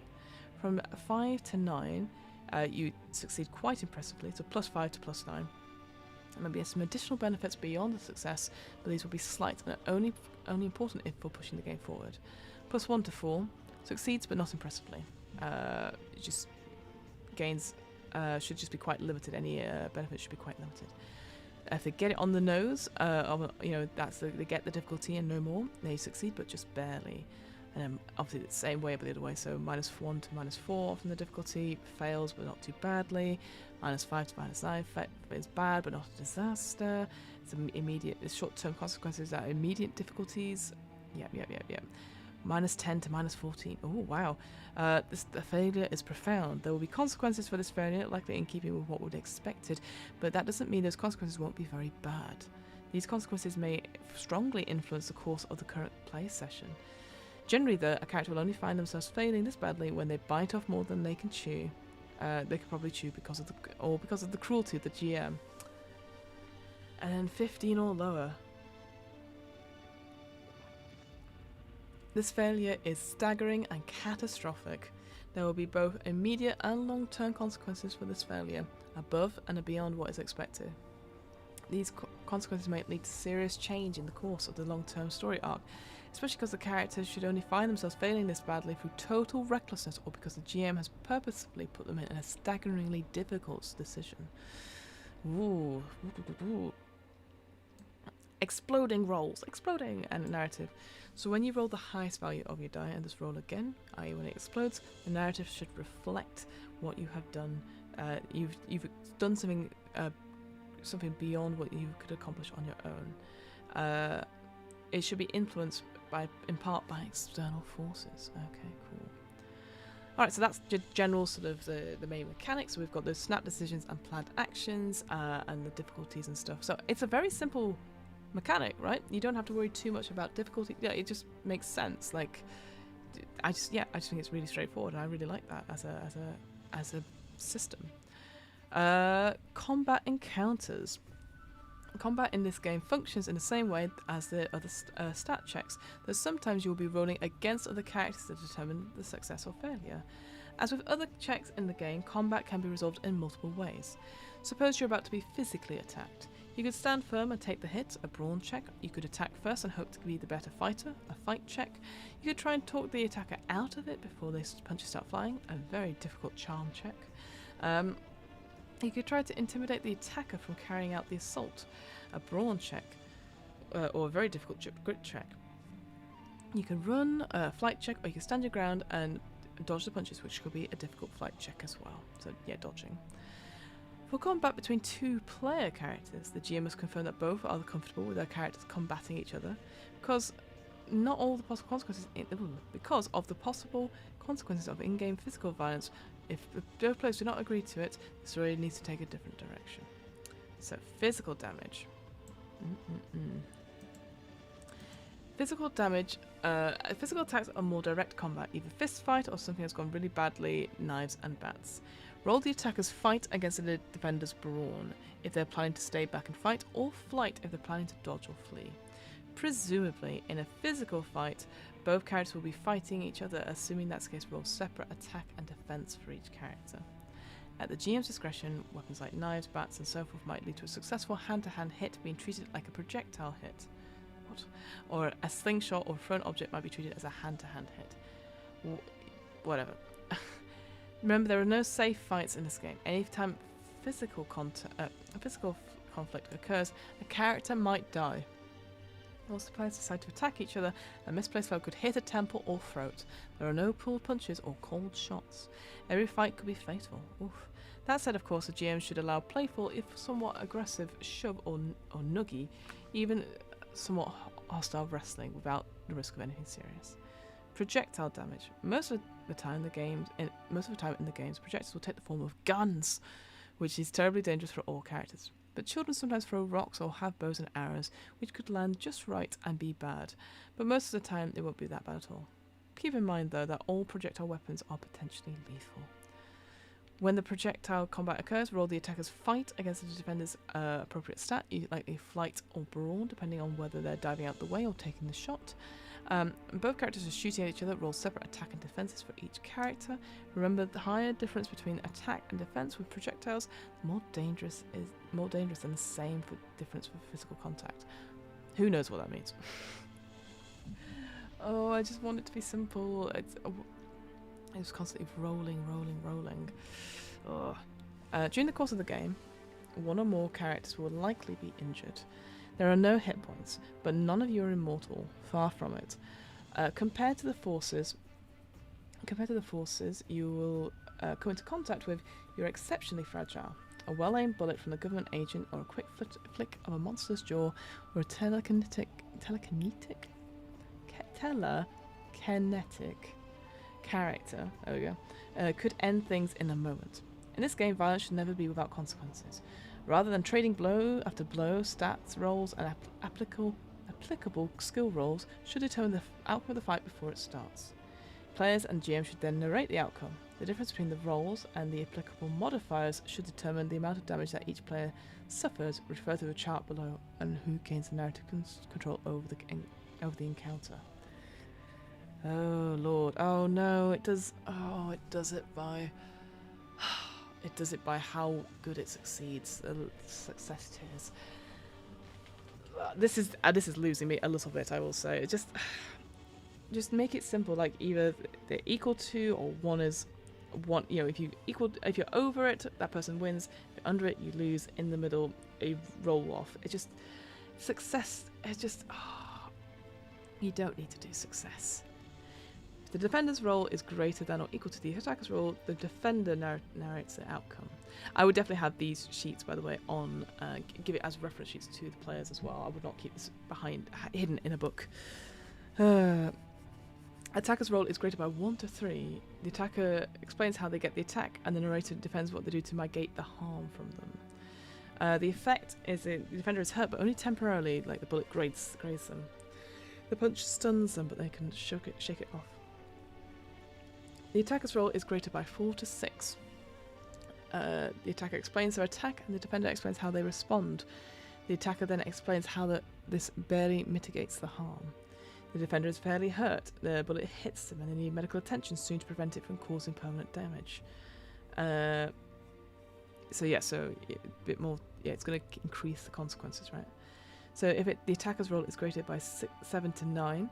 The attacker explains how they attack, and the defender explains how they respond. The attacker can alter any of these details as the defender explains them. Then the attacker explains how this response fails to prevent harm. So the defender is badly hurt. The bullet hits them dead on, and they're losing a lot of blood and needs professional care immediately, or they will die. And finally, if the attacker's roll is greater by 10 or more, the attacker has full control of the narrative. They explain what the defender does to the response of the attack and how ineffective the response is. They are quite dead or dead, essentially. The bullet hits them between the eyes and nothing can save them. Now, let's see. 1, 2, 3, 4, 5. There's 5 different ways. I think, literally, these two should be the same. So 1 to 6 and then 7 to 10. 7 plus. Like, it's just so little difference between these success levels. I think, honestly, just combine them. Maybe even have it 1 to 5 and then 5 to 10 and then 10 plus. You know, I just feel that's a little bit too much for not much. You know, we're picking at straws here a little bit.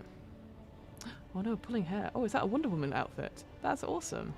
So, spending money. Oh, a favourite bit to do in a role-playing game, I know. Since your game is likely to make, since your game is likely to take place in a town with a functioning monetary economy, you might at points want to buy something to help you in your efforts. This should be assumed that you have access to money. However, the degree of access depends on your age and your in-game socio-economic status. Children cannot have jobs, and thus have no access to money beyond what is given to them. they need to buy something, they will almost certainly need to find someone to get it for them. Under rare circumstances, they might have saved enough to buy a small item. Remember, the exact amount depends on the era in which you're playing in, and whether or not you have the wealthy strength. It might also depend on the age of your child. A 6-year-old will not have the same access to money as an 11-year-old would. Teens have limited access to money, but they can afford a few necessities for a few days, depending on their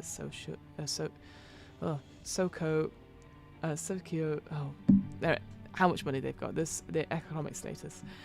Teens will not be able to buy a car, but they certainly should have enough saved to get a hotel room for a few days. Though that might likely be it. They might also be able to convince their parents to give them money. And adults have much more access to money than teens, and can, within reason, buy what they want to buy. If they need to buy a car in a pinch, they most likely could. Oh, good luck with that.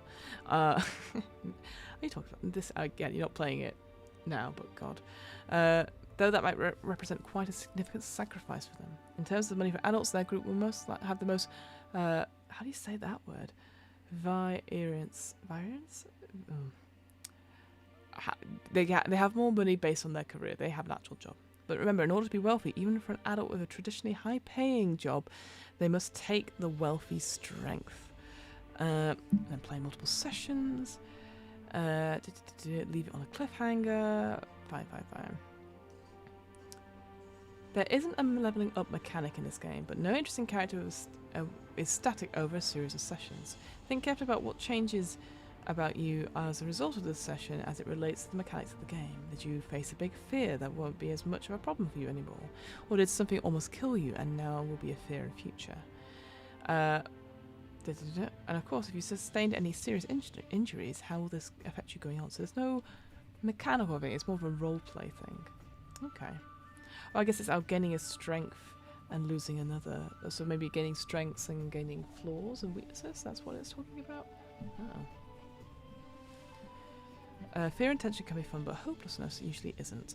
So be sure to keep to your strengths, flaws, and fears in the right range, which will be different for each player and each game. So that's quite interesting. I'm just checking if there's anything else. Just like quickly reading it through. So about halfway through, it's 9:30. Okay, right. We're gonna look at this image. This is cracking, isn't it? They're all good dogs. Alright, powered characters. Players cannot create a character with powers to play throughout the campaign, but early in the first session, the GM will introduce a powered character that will be co-controlled by the players. Oh, this is very cool. When introducing and playing powered characters. So when a powered character is first introduced by the GM will give each player a few deliberately selected traits for that character. These traits, called aspects, should be written on separate note cards. Oh, this feels very like Fate Accelerated, isn't it? These aspects will provide information that helps the players play the powered characters, such as their personality traits, patterns in their behaviors, and of course, their powers. The GM will also establish how much psychic energy that powered character has, represented by psychic energy tokens, or PE tokens, and put that many PE tokens in the middle of the table. We suggest 7 to start with. When situations come related to the aspects in front of the players, they will be in charge of the narration. If in any other situation, the players will control that character. As with the rest of the game, the players will share the control of the narrative. If the GM gives you an aspect you think would have a difficult time incorporating it, you can ask the GM to give that aspect to another player. When an aspect becomes relevant, turn the card featuring the aspect sideways. This action helps to focus the table who will be controlling the powered character. Any player can activate any aspect at the table, even the ones in front of another player, but the player with that aspect in front of them should be in charge of the narration related to that aspect. Okay. Thus, when another character activates when another player activates an aspect in front of another player, they are handing the narrative control over to that player. Ooh. For a table of suggestions of powered aspects, see the appendix D, or you got your cards. That's what I got. When the players do meet the powered character, you may of course want to create your own to see fit, and the GM should remember that the initial narrative path of the story should guide what powered characters the player will meet. When they do meet them, the GM should also establish the D4 and D6 stat of the powered character. The other 4 stats will be filled in by the players as they discover who the powered character is and what they can do. This is very cool, by the way, like as a way to hand over, because we always talk about being collaborative with world building. Now making a powered character, almost like a sidekick in D&D, if you want to talk about it like that. But something that is filled out and you share this character and activate it and hand over that narrative control. It feels very much like any of Jade Dragon's games, Possum Creek games, where you hand over those pillars and stuff. There's also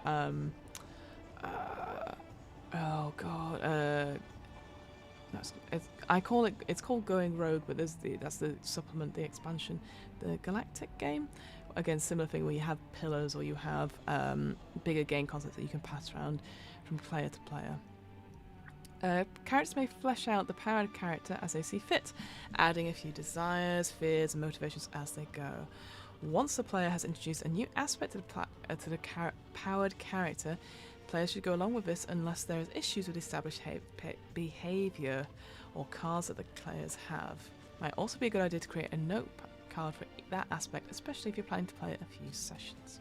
Remember though, the only way that new psychic powers can be added is through the intervention of the GM. Okay, good to know. The players cannot under any circumstances give the powered character new powers. Alright, good to know. That's pretty good. I really like this. I'd love to see it doing game. I vaguely remember my one. I think the issue I had when I ran this, and this was obviously before the pandemic when I was playing this, I think I was playing with a group of people who'd never experienced doing something that collaborative, like leaning into the improv it. I think this could take a little while to get going. But I love this idea. When playing the powered character, there should ideally be roughly equal input from each player and the GM.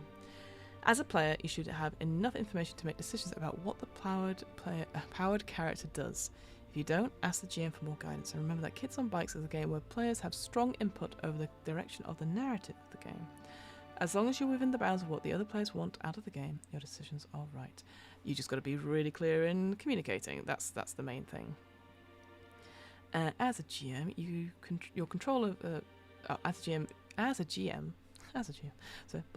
your control of the powered characters should be used to drive the narrative towards exciting encounters and stressful situations. If players are unsure what to do or seem stuck, the GM could certainly have powered characters figure out something. If the characters need to be pushed towards the revelation of a secret that only the GM knows, that powered character could be very useful in that aspect. So yeah, almost like a DN NPC, right? Remember though, the player's input is important in the game, and if their ideas conflict with the plan, try to adapt.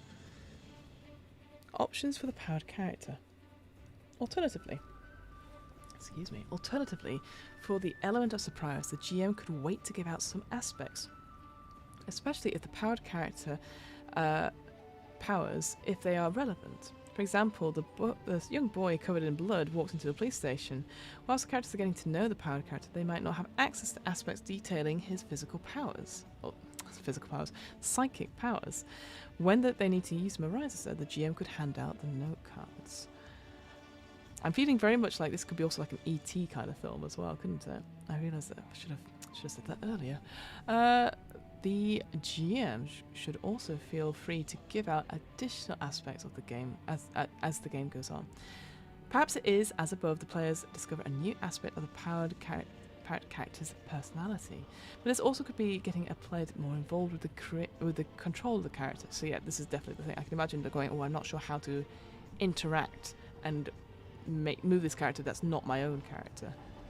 For example, if a player isn't participating much with narrating the powered character, the GM could give that player a new aspect card to give them more to do with the character, especially if that aspect is immediately relevant. Changes on the fly are a big part of what this game is about, so as a player, be expected to have those thrown at you. Using the character's powers. So using powers always has consequences. When using powers, the GM will establish a numerical difficulty for the action being attempted. This number should take into account how practiced the powered character is with using their psychic powers in this way, and how significant an expenditure of psychic energy it would represent. If then the player taking to choose this action wishes to still take it, they immediately spend 1 psychic energy, represented by those PE tokens, and then roll 2d4. Subtract the roll on the dice from the GM's established difficulty value. If the result is 0 or negative,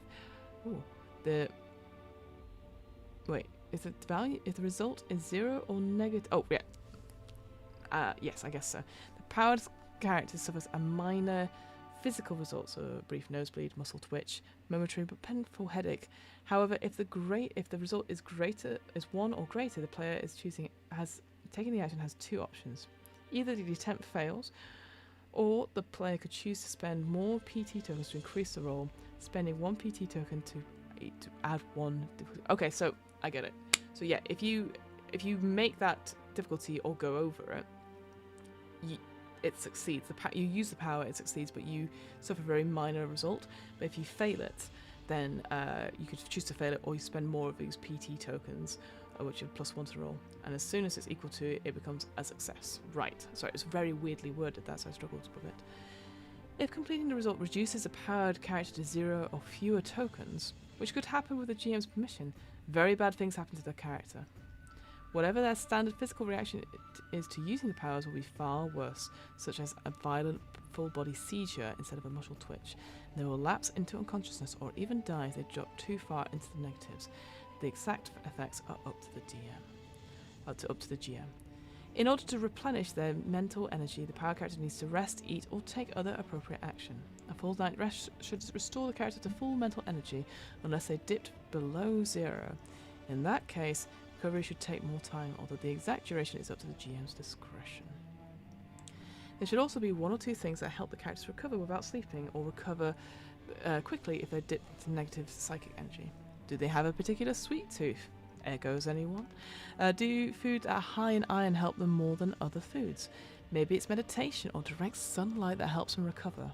In all situations, the powered characters should be subtly drawn to these things to give players clues, but the GM should feel free to add in some red herrings. And then powered character checkpoints. Just as your personal character develops, your powered character should also develop in the same way.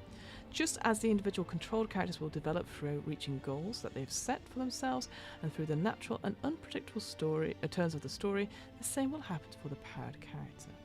In terms of natural changes for the character over the course of the story, the powered character fears standing up for them is likely to change how they feel about them. Oh, okay. Sorry.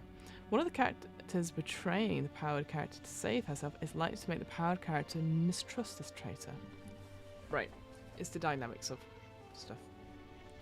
The GM should modify the character's details as appropriate.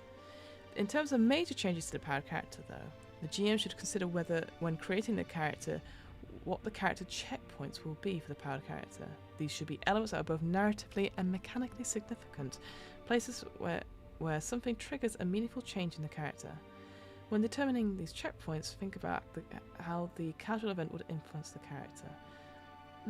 Okay, it's getting a bit bogged down with some of the writing here, isn't it? Like we were all very happy with that initial mechanic, and now we're going like, okay, combat, okay, fine, and now it's like, oh god, just keep it simple. I don't know. It feels a little bit wordy for my liking on this point, but anyway. The GM should use these checkpoints as some big moments of the game, moments that when things change, but not necessarily for the better. Such checkpoints should be used to complicate the players' lives. Perhaps they meet a key villain who's now aware of them. Perhaps the powered character becomes less stable, maybe rolling a d10 rather than a 2d4 when making checks. Ooh, interesting, that could be quite fun. What's important is that the players, even though they will be pushed towards these character checkpoints, feel a sense of dread as they approach these pivotal moments. We got there. The clues that lead players to these moments will give their experience a structure, so that they aren't just fumbling around in the world they helped create, but they'll also create the edge of your seat, anything could happen moments and make games memorable. Okay. And information for the GM. Let's see this. So we don't need to go into too much detail about this because it's almost 10 here. Player safety. Yep. Our suggestion is to make sure it's steering quite clear of topics that they have agreed to avoid. If they feel strongly enough about them to mention at the start, it might make them nervous to approach them. good. Sure. Even we've recommended a slightly modified version of the X card, but there are many other things that could work well. There's Bree Sheldon's script change tool. When something players want to avoid is occurring, they can say rewind, pause, fast forward. Rewind means the player is telling the group to go back a bit and head in a different direction to avoid elements they don't want in the game. Pause means that the player needs to take a break, but the game may continue in the same direction it was going. And fast forward means the player wants to skip over a part of the game. That they're okay with the event happening in the world, but they're not okay hearing it described or play it out. Again, oh, that one is a link. How funny. I was like, that's not a link. Then Lines of Veils, we've talked about this before. It comes from Edward's 2003 game, Sex and Sorcery. I did not know that. We are sure that there are other numerous approaches to making sure everyone is safe at the table and enjoys their experience. We recommend using whatever technique works for you and adapt them as necessary. Starting to craft the story. At the setup at the top of the game where the players create the town and establish connections with your character is vital for crafting a good story later. Let's talk about the elements to pay attention to during the setup in order to have more hooks for adventure and to get the inspiration you need for the upcoming game. So you need to think about notable organisations, notable landmarks, rumours about the town, which one of these rumours that the players have made as true. Strengths and tropes, what are the players generally going to be good at based on their strengths and tropes, either as a group or individually. Relationship questions, especially those with the negative questions about how the characters are connected. What are some of the pressure points you could press the group to create tension? That's a really good idea, actually. Yeah, so it's a bit like with the Bluebeard's Bride. When they're giving their answers in character creation, that actually helps you inform the rest of the game about, like, okay, these are the horrors that they're thinking about. Through the guise of these questions, and so that's where you develop the game all at least a story about it. So it's quite good to have that here as well, like those relationship questions and the strengths tropes that you're really tailoring it to the characters that they've created. Gosh, these are very big examples, aren't they? There's no problem. Again, I've no problem with the examples, but I tend to skip them. I'll be completely honest. When I'm reading RPGs, I tend to skip the examples unless it's something I'm really struggling with. And usually, the things that I struggle with have the smallest examples, so I can never win either way. Hello, Alper41 Bayrek on Twitch. Hope you're doing well today. I'm just reading through Kids on Bikes, the RPG. As you start to think about these possible hooks and points of tension, you'll start to see directions to take the story, and that's good. You don't need to narrow it down one by one, you can just dangle a few hints and see the directions the players take. With the shared narrative control, it's important to let the players have a strong role in the direction that the story takes. If you're feeling stuck in where to take the story, to make it interesting for the players, ask your players questions, very open-ended ones like, who are you surprised to see in the cave with you? When the door creaks open, what do you find on the other side? You don't have to do all the work setting up the story. Absolutely. Narrative control. So this is an interesting one because it seems like you do share a lot of the narrative control with your players for this one, which again, they might not be used to. So depending on how many role-playing games you've enjoyed over the years, you might be used to different approaches for the GM or DM or MC or any number of titles. In a traditional role-playing games like Dungeons & Dragons, the GM directs a lot of the action and is almost always responsible for telling players what happens in response to their actions. As a result, with these processes, each player is responsible for their own character actions but not for the world around them. Many contemporary role-playing games take a different approach, letting players tell more of a story, with the GM as more of a facilitator, rather than telling players what happens. The GM will often ask players what happens and relying on them to co-create the world that they're interacting with. As such, each player is responsible for their own character's actions and some of the aspects of the world around them. This is interesting. I think I've spoken about this on a different stream where I remember reading a game designer, one I very admire quite a lot, who said, I come to play games. I don't expect to have to create the world as well. I've come for an adventure. Entertain me. And I was like, God, you're no fun. I think, again, I know your mileage may vary with these games, but I do feel like there's something special about having an impact on the story. And I don't know whether it's this attitude of like, oh, well, once you give if you give the control to the players, they're just going to run away with it, they're going to ruin it. And it's this all weird sort of like players versus DM, or the DM's trying to kill us, and I do away with that. It feels very much this power dynamic that's entrenched into these games, and like, oh, the one person will say no to everything. And it goes on this idea of status as well, and it goes any sort of class structure that you think about. There's always someone, and they're out to get us, etc. Or the players are going to, they're trying to ruin everything. And if that's your attitude to games, I think you need to have a hard look at yourself in terms of the relationships you have with people and how do you play with people, because it might not be as healthy as you think. I think encouraging players to get involved in your story and giving them a chance to impact and co-collaborate and create on it means that story gets better for it. Your world that you're creating, it's a living world. It never ends. Otherwise, it's just fiction that you've just written and you're just reading out a book to them, you know? So I'm a massive fan of trying to get people to create something, even if it's something small. Just get them into it, because what usually happens then is that they go, I really enjoyed taking part in these stories. I want to run my own, and then you get more GMs, you get more DMs that way, and it's just better for it. So I'm all for collaboration with your players to this level. It sounds really cool. Again, I feel like if they've only ever played those traditional role-playing games, it might be a bit scary or maybe a bit overwhelming for them. So you just got to take your time with them. Sure, there'll be times when you present something from your entirely from your imagination, but whenever possible, try and create something trying to encourage the players to create the story with you, not just react to what's going on around them. It might be a very good reason there has to be a skeletal hand on the other side of the portal, and if there is, make sure that's part of the story. Another way Kids on Bikes that narrative control is removed from the GM and players is through dice rolls. When a player fails a stat check, both you and the players are bound by the decisions by an unalterable truth that the character has failed to check. As a GM, you can take some small liberties with the harshness of the penalties for failure, and the player character can spend an adversity token to get the same end. But unless the player has enough adversity tokens to get over the needed value, the character has failed. Just go with it. Take the story in unexpected directions when the most intimidating character at the table branches a gun at a small child and the child laughs at them. Think about why that is, and ask the player to explain. Maybe they decide they try to smoothly pull the gun out from the holster menacingly, but it gets stuck. Maybe the child is distracted by a large stain on the character's pants when they fell earlier. The players will surprise you with their creativities within these bounds. Absolutely, 100% agree with this. This is all especially true when it comes to powered characters. Each player controlling a part of the character's actions and reactions, and you'll know things about the powered characters that they don't.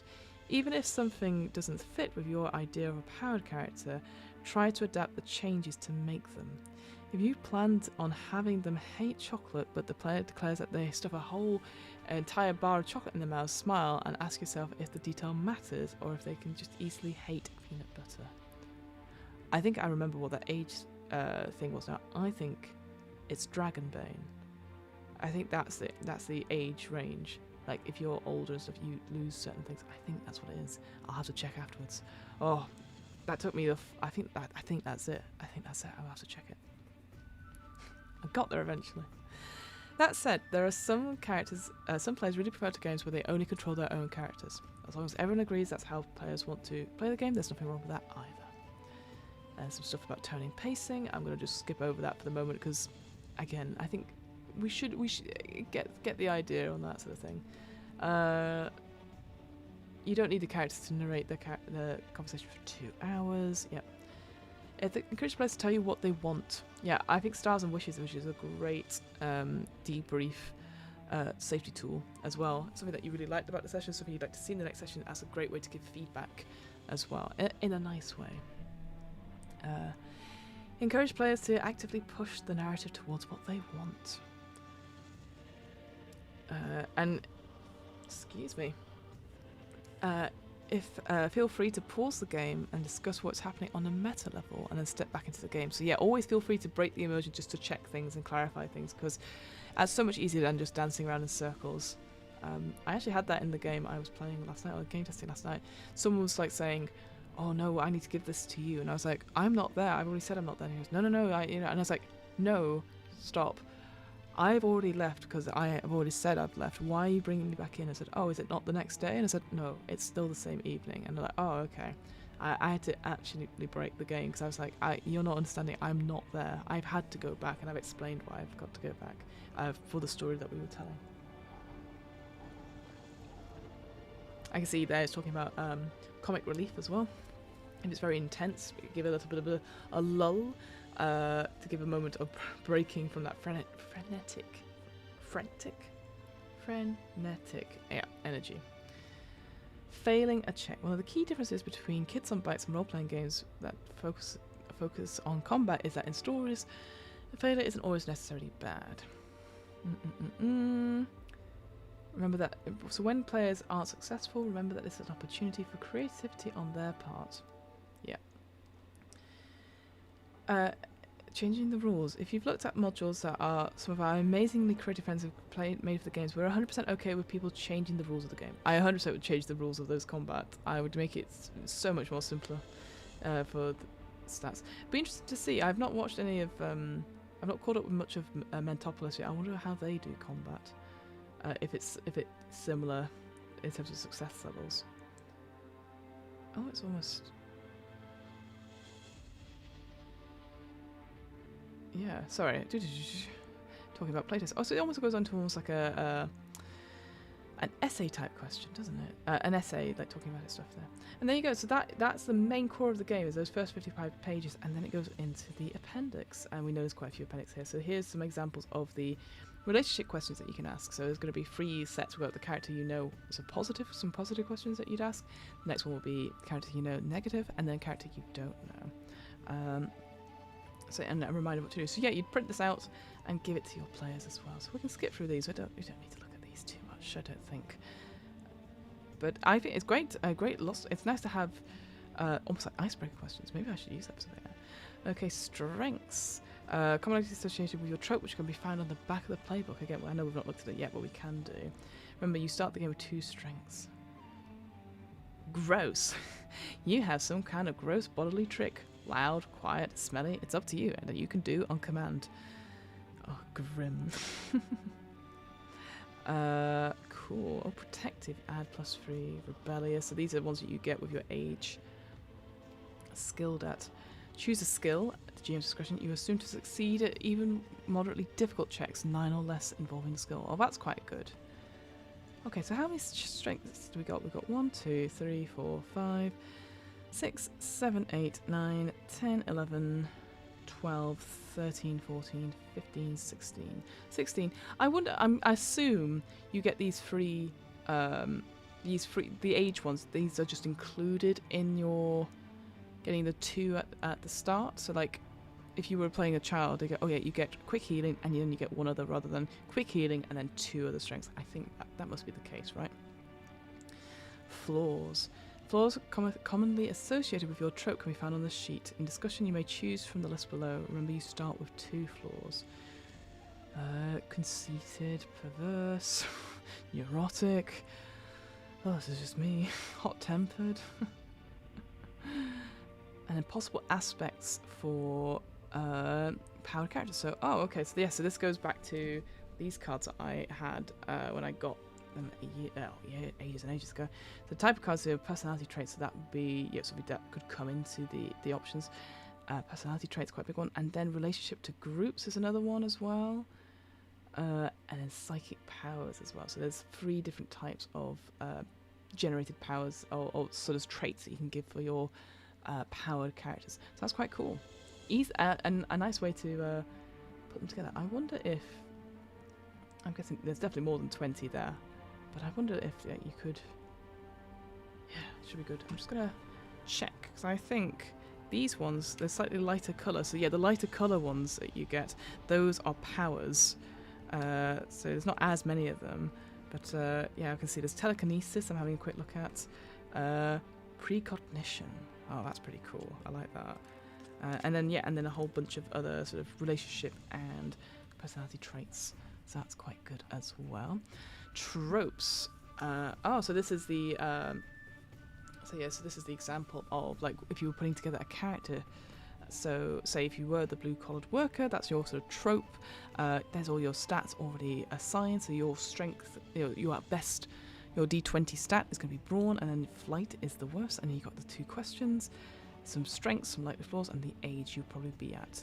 And similar here as well, so these are pretty cool. And I like how it's straightforward. So like, do you want to be this one? Do you want to be brilliant mathlete, brutish jock, etc.? Lurking here as well. Oh, hello, Dead Toothbrush. How's your editing going? Hope you're doing all right.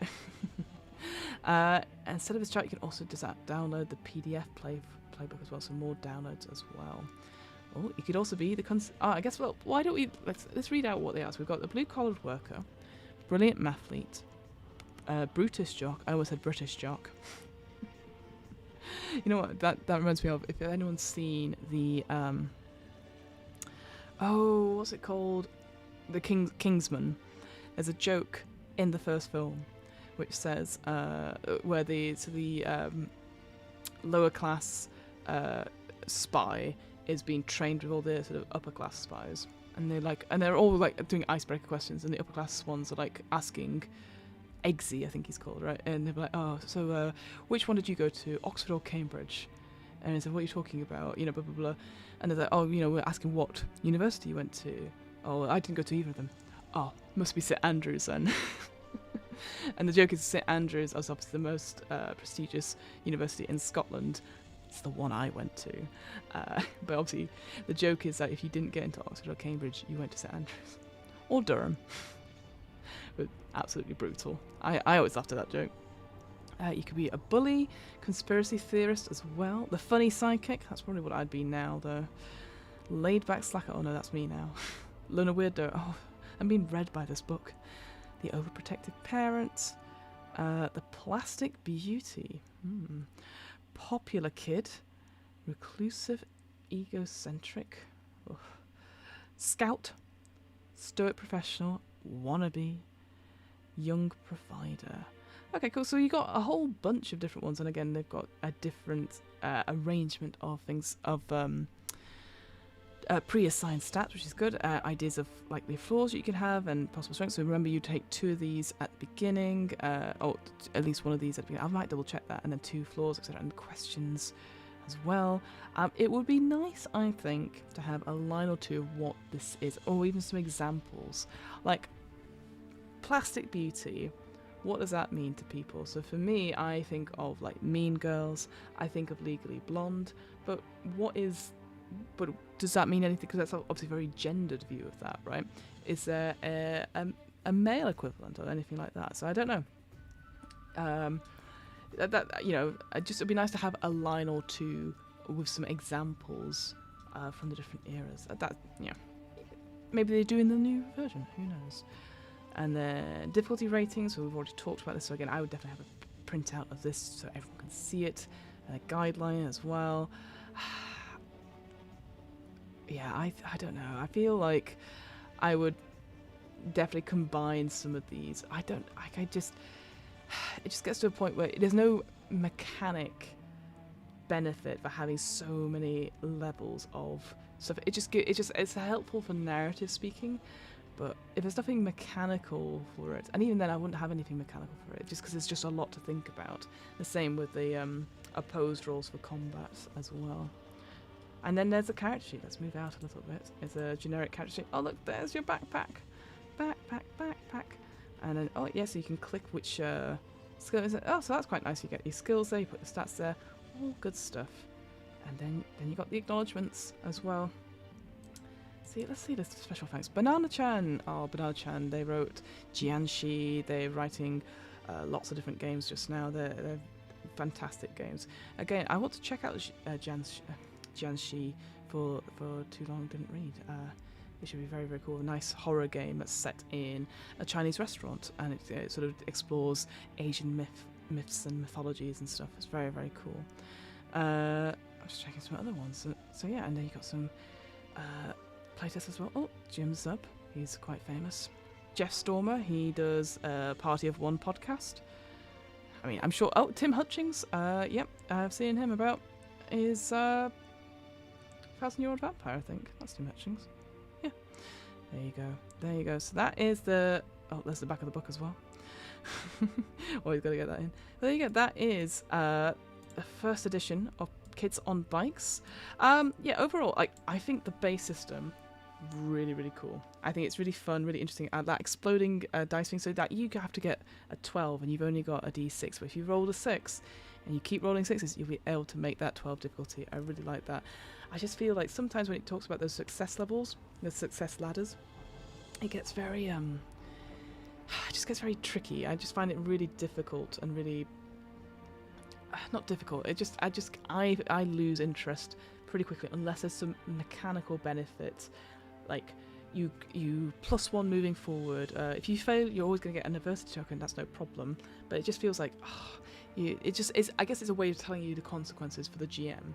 That you don't quite succeed, but I just feel like unless there's something mechanical or makes it something straightforward. It's like in Call of Cthulhu, you can either succeed, a hard success, or extreme success, and those are all you need.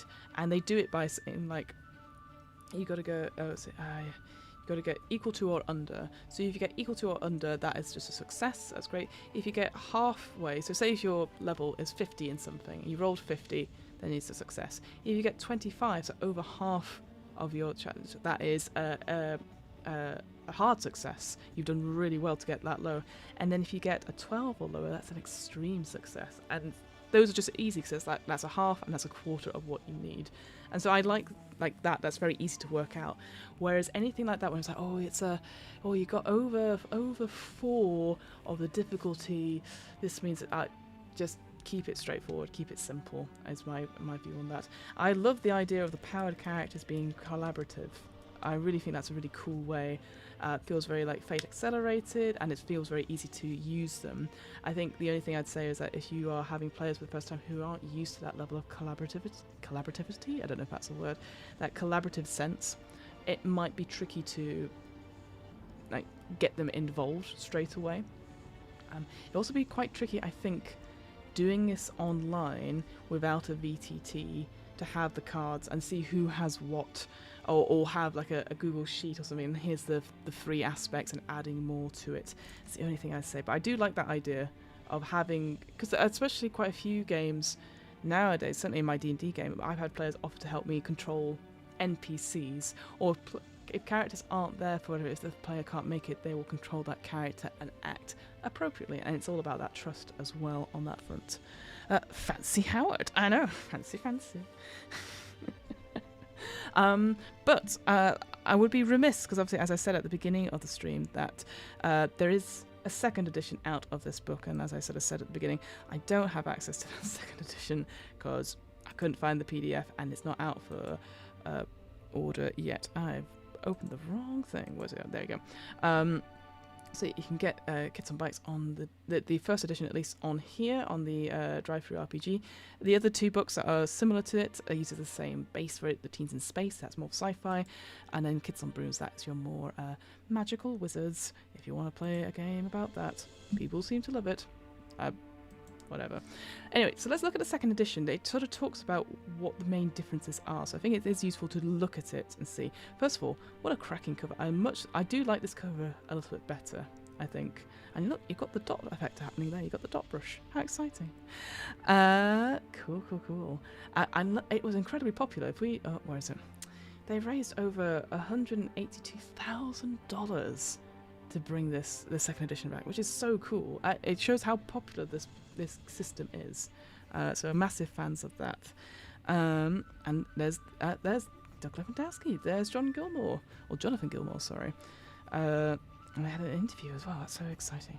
I will say as well, they worked really hard on this Kickstarter. And when we had updates, there was always like a cartoon talking about the different kinds of characters and stuff. There's definitely a whole range of like different sort of characters. So obviously different. There's definitely a range of diversity. There was definitely characters able-bodied and disabled. And it was just nice to see. And there was a whole lot of. You even got a backpack.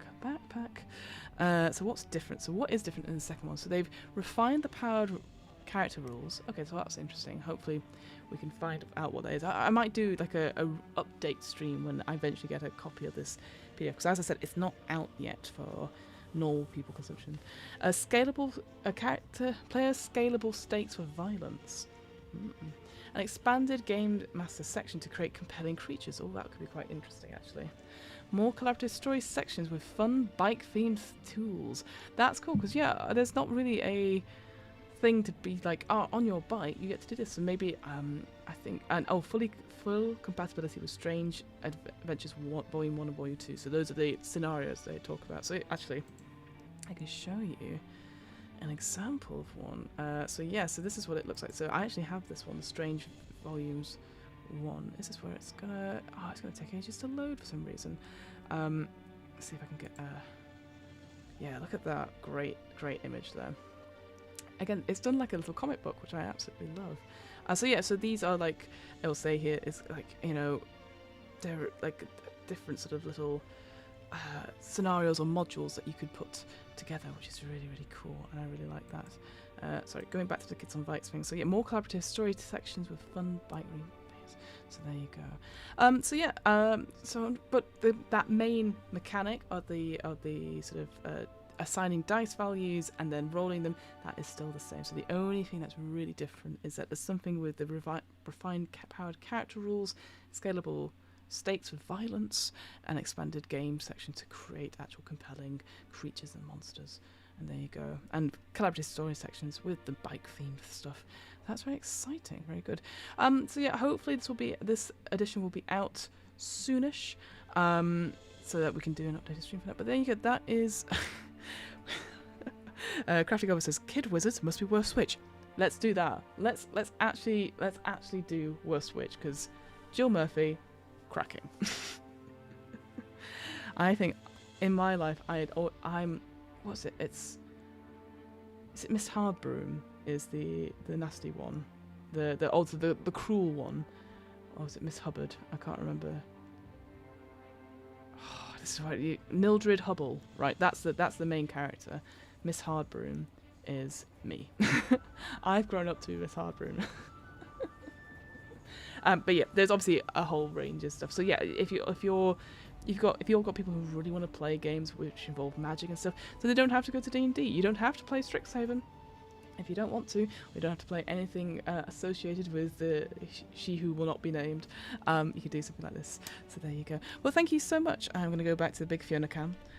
Hello. So if you're interested in this RPG of Kids on Bikes, you check out the Hunter's Entertainment website. They'll have all the editions there. You can get to lots of those free downloads. Again, that Dads on Mowers scenario supplement as well as part of the Strange Adventures Volume 1. That could be quite fun as well. Like I said, there's definitely some really cool elements here, like a very easy system. An exciting system as well. I can imagine the stakes being raised by you going, oh, I can do it, and getting excited for it as well. There's lots of that sort of open about the difficulty values. I just think the sort of stages of like success can be a little bit tricky to keep in your mind for a GM if you're just starting out. I think I struggled when I first started out, but I feel a bit more confident enough to do it now. And yeah, I love the idea for collaborative stuff and getting people to do that. I think that's quite interesting. It actually could probably be quite a good one to stream of like Girls Run These Worlds or something like that if you're thinking about doing a pitch. But in the meantime, Big Cam, yeah, Big Fiona, hello. Thanks for the entertainment. Oh, well, thank you, Crafty Gobbo. Well, please enjoy Alice is Missing when you go to that. If you're going to get that. I appreciate you being here. If you're interested in finding out more, I know I'm preaching to the choir a little bit. I run a podcast called What Am I Rolling, which is a twice monthly RPG one-shot podcast. I haven't done Kids on Bikes yet, but I have interviewed Doug Levandowski for some of his other games, including In Name Only, which is one of my favourite, very loose rules-like game, which uses your name, your real-life name, to create characters. And it's one of those games which I always still fondly think of because it was just so easy to get into and so much fun. But yeah, so check them out. We've also got some other RPGs there. We also do interviews with game designers as well. If you're like, Fiona, I only want horror forever, and you're like, I don't know, like a game mother or something, I'm like, yes, I am. Tomorrow will be episode 4 of our alien game on Girls Run These Worlds, The Destroyer of Worlds. And it's coming to the end of Act 1, or when they don't know. and it's exciting. I'm very excited. I'm going to do some prep for that tomorrow. Maybe I'll do a little bit of prep now, even though it's 10:15 my time here. But yeah, come check that out. It's going to be lots of fun. I don't have a command for it because I'm a fool. But if you're interested in like, well, Fiona, I don't like sci-fi. I don't like children. I want spooky folklore horror. Well, I'm running the second part of my Solemn Veil campaign on Friday with Actual Play UK, and it's been I think I said this. I keep saying this whenever I talk about it, but it's the first time I've actually played a game or ran a game, and I've gone, I really love this setting. The mechanics are fine, like they're enjoyable. Don't get me wrong, but there's something delicious about folklore.